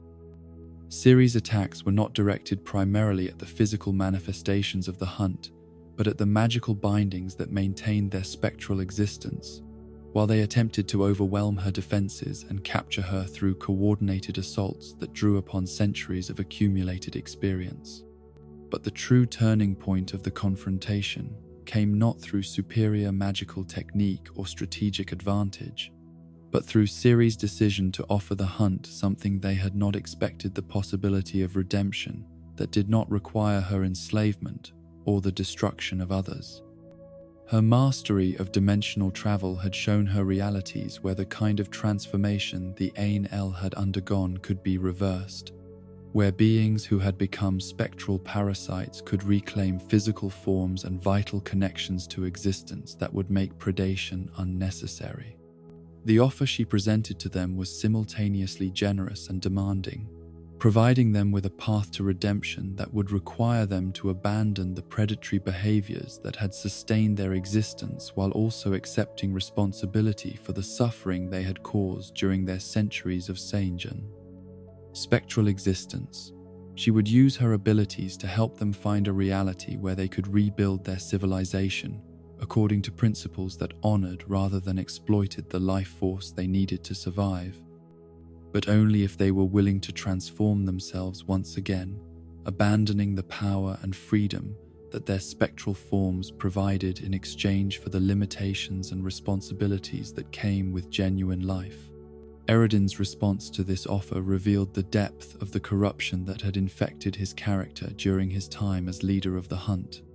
He rejected any possibility of redemption that would require him to accept limitations on his power or acknowledge responsibility for his actions, insisting that their superior capabilities gave them the right to use other beings as resources regardless of the moral implications of such behavior. But other members of the hunt, recognizing that Ciri's offer represented their only realistic hope of escaping from the empty existence that their transformation had created, chose to rebel against Eredin's leadership and accept the possibility of redemption, even though it would require them to sacrifice the supernatural abilities that had defined their identity for centuries. The civil war that erupted within the hunt as these factions turned against each other provided Ciri with the opportunity she needed to implement her plan for breaking the curse that bound them to their spectral existence. The magical working she performed drew upon knowledge she had gained during her travels across multiple realities, combining techniques from different dimensional systems to create effects that no single magical tradition could have achieved. The transformation that resulted from her intervention was both liberation and death for the members of the hunt, allowing those who accepted her offer to escape from their cursed existence, while also ending their supernatural capabilities and forcing them to accept the kind of mortality they had originally sought to avoid. Those who chose redemption found themselves returned to physical forms that were similar to but not identical to their original bodies, while retaining memories of their spectral existence that would serve as permanent reminders of the costs of pursuing power without moral constraint. Eredin and those who refused to accept redemption were not destroyed by Ciri's working, but were transformed in different ways, becoming bound to realities where their predatory nature would make them subjects rather than rulers, forced to experience the vulnerability and fear that they had inflicted upon others during their centuries of hunting across the dimensions. The end of the Wild Hunt as a unified force marked the resolution of a cosmic tragedy that had been unfolding for millennia, demonstrating that even beings who had sacrificed their essential nature in pursuit of survival could find redemption if they were willing to accept the responsibilities and limitations that came with genuine existence. But it also represented a victory for principles that valued service over domination, connection over control, and love over fear. Ciri's role in breaking the curse that had created the hunt established her as something more than simply a powerful individual whose abilities could reshape reality according to her will. She had become a force for redemption and healing, someone whose mastery of cosmic powers served primarily to create opportunities for growth and transformation, rather than to impose her own desires upon others. The realities that the redeemed members of the hunt were transported to were chosen not arbitrarily, but according to principles that would provide them with opportunities to rebuild their civilization in ways that honored the lessons they had learned through their experiences as spectral predators. They would retain enough memory of their cursed existence to prevent them from repeating the mistakes that had led to their original downfall, while also gaining access to resources and environments that would support the kind of cultural development that emphasized wisdom rather than power. The cosmic balance that had been disrupted by the Ain-El's original transformation was restored through Ciri's intervention. But the restoration came not through the elimination of the forces that had caused the disruption, but through their transformation into something that could contribute to, rather than threaten, the stability of the multiverse. The hunt's predatory raids were replaced by efforts to establish sustainable relationships with other realities, while their accumulated knowledge was redirected toward purposes that served rather than exploited the realities they visited. The breaking of the curse that had created the wild hunt represented not only the resolution of an ancient tragedy, but also a demonstration of possibilities for redemption and transformation that offered hope even in the most desperate circumstances.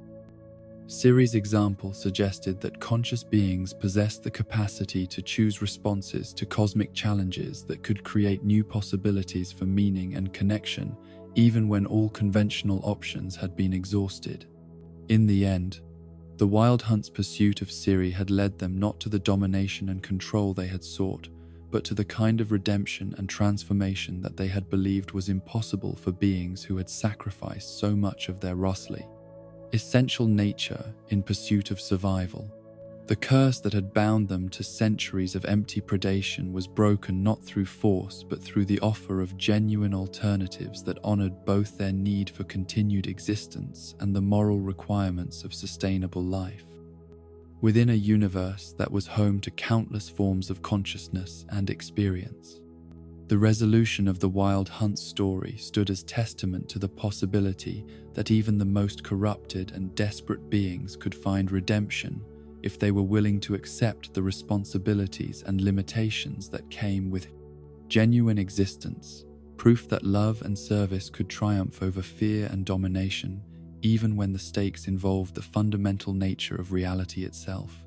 Thus ends our journey through the vast chronicles of the Witcher's world, from the cosmic birth of magic itself to the quiet resolution of destinies long foretold. We have witnessed civilizations rise and fall, heroes born and legends made, love that transcends death and sacrifice that reshapes reality. In this tapestry of time, we see that every ending births a new beginning, every legend grows from someone's truth, every destiny is both chosen and inevitable. The breaking of the Wild Hunt's curse marked not merely the end of an ancient tragedy, but the completion of a cycle that had begun with the conjunction of the spheres itself. The cosmic wound that had been inflicted upon reality when different worlds merged in chaotic collision had finally been healed through the conscious choices of beings who valued redemption over revenge, service over dominance, love over fear. In the island paradise where Geralt, Yennefer, and Ciri found their peace, the lessons of millennia found their ultimate expression. Here was proof that even in a universe where cosmic forces moved according to plans spanning eons, where ancient prophecies shaped the fates of nations and species, individual choices made with courage and compassion could alter the fundamental nature of existence itself. The witchers who had once walked lonely paths through monster-haunted forests had achieved something far greater than the elimination of supernatural threats. They had demonstrated through their example that heroism was not about possessing extraordinary abilities, but about choosing to use whatever capabilities one possessed in service of principles that transcended personal advantage. Their legacy lived not in the creatures they had slain or the contracts they had completed, but in the understanding they had provided that true strength came from the willingness to sacrifice for others. Geralt's story, which had begun with an abandoned child being transformed into something beyond human limitations, had concluded with that same figure discovering that his greatest achievements came not through enhanced reflexes or magical abilities, but through his capacity to love and be loved despite every obstacle that fate had placed in his path. The White Wolf, who had spent decades believing himself incapable of normal human connections, had created a family bound by choices rather than blood, sustained by mutual respect rather than obligation. Yennefer's transformation from the hunchbacked girl rejected by her own parents to the sorceress whose beauty and power commanded the attention of kings had ultimately led her to the recognition that her greatest accomplishment was not any spell she had mastered or any political influence she had wielded, but her decision to open her heart to people who valued her for herself rather than for the advantages her abilities might provide. The maternal love she had discovered in her relationship with Ciri had proven more fulfilling than any of the magical achievements that had defined her earlier existence. Ciri's journey from frightened refugee to master of time and space had taught her that infinite power was meaningful only when employed in service of finite, precious relationships that gave existence purpose and direction. Her ability to travel between worlds and manipulate the flow of causality itself had served primarily to bring her full circle to the recognition that the most important journeys were those that deepened her understanding of love and responsibility. The elder blood that flowed through her veins connected her not only to ancient prophecies and cosmic forces, but to the simple truth that consciousness capable of transcending normal limitations could choose to use such transcendence in ways that honored rather than exploited the miracle of existence itself. Her powers had made her capable of reshaping reality according to her will, but her wisdom had taught her to use that capability primarily to create opportunities for others to find their own paths to meaning and fulfillment. The civilizations that had risen and fallen throughout this long chronicle, from the gentle gnomes and dwarves who had first inhabited this reality to the imperial ambitions of Nilfgaard that had sought to impose order through conquest, had each contributed something essential to the ultimate understanding that emerged from their collective experience. Even the failures and tragedies had served purposes, teaching lessons about the consequences of choosing power over compassion, efficiency over diversity, control over freedom. The monsters that had crossed over during the conjunction of the spheres, creatures whose alien natures had made them seem like embodiments of chaos and destruction, had ultimately served as catalysts for the development of qualities that might never have emerged without the challenges they presented. The witches who had been created to fight them had become something far more significant than monster hunters, evolving into symbols of the possibility that conscious beings could transcend their original limitations through voluntary sacrifice and moral dedication. The magic that had been born from the collision of different realities had revealed itself to be not simply a tool for achieving practical objectives, but a manifestation of the fundamental creative forces that connected all existence. The sorceresses and wizards who had learned to channel these energies had discovered that their greatest achievements came not from imposing their will upon reality, but from learning to work in harmony with principles that valued growth and connection over domination and control. The wars that had swept across the continent, causing so much suffering and destruction, had ultimately served to demonstrate the futility of seeking security through the elimination of difference and diversity. The attempts to create unified systems that could control and predict all outcomes had consistently failed when confronted with the irreducible complexity of conscious beings whose freedom to choose could never be completely eliminated. The political systems that had emerged and evolved throughout this chronicle had gradually moved toward recognition that sustainable governance required approaches that honored rather than suppressed the autonomy and dignity of those being governed.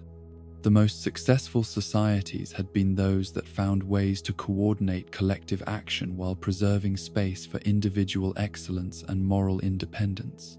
The relationships between different species that had begun with fear and misunderstanding had slowly evolved toward mutual respect and cooperation, demonstrating that beings with fundamentally different natures could find common ground when they focused on shared values rather than surface differences. The tensions and conflicts that had marked the early centuries following the conjunction had given way to recognition that diversity was a source of strength rather than a problem to be solved. The ancient prophecies that had seemed to predict inevitable doom and destruction had been fulfilled not through the catastrophes they appeared to foretell, but through transformations that converted potential disasters into opportunities for growth and renewal. The white frost that had threatened to destroy everything had been revealed as a symbol of the kind of spiritual coldness that could be overcome through conscious choices to value warmth and connection over isolation and control. As you drift toward dreams, carry with you the understanding that in every age, in every world, there are those who choose to stand against the darkness, who choose love over fear, who choose to protect rather than possess. The witches may fade into legend, the mages may pass from memory, but the courage to do right when wrong seems easier echoes eternal. The tapestry of time that we have traced together reveals patterns that transcend any particular story or character, demonstrating that consciousness itself possesses the capacity to learn and grow and choose responses to challenges that create new possibilities for meaning and connection. Every individual choice made with wisdom and compassion contributes to the larger evolution of understanding that moves all existence toward greater harmony and fulfillment. Sleep now, knowing that somewhere in the vast wheel of time, such stories continue, such heroes rise, such love endures. Let these tales weave through your dreams, gentle wanderer, until morning calls you back to your own legend yet to be written. In the turning of seasons and the passage of years, in the quiet moments between heartbeats and the vast spaces between stars, the truth remains constant that love is the force that connects all things. That courage is the quality that enables growth, that wisdom is the gift that transforms suffering into understanding.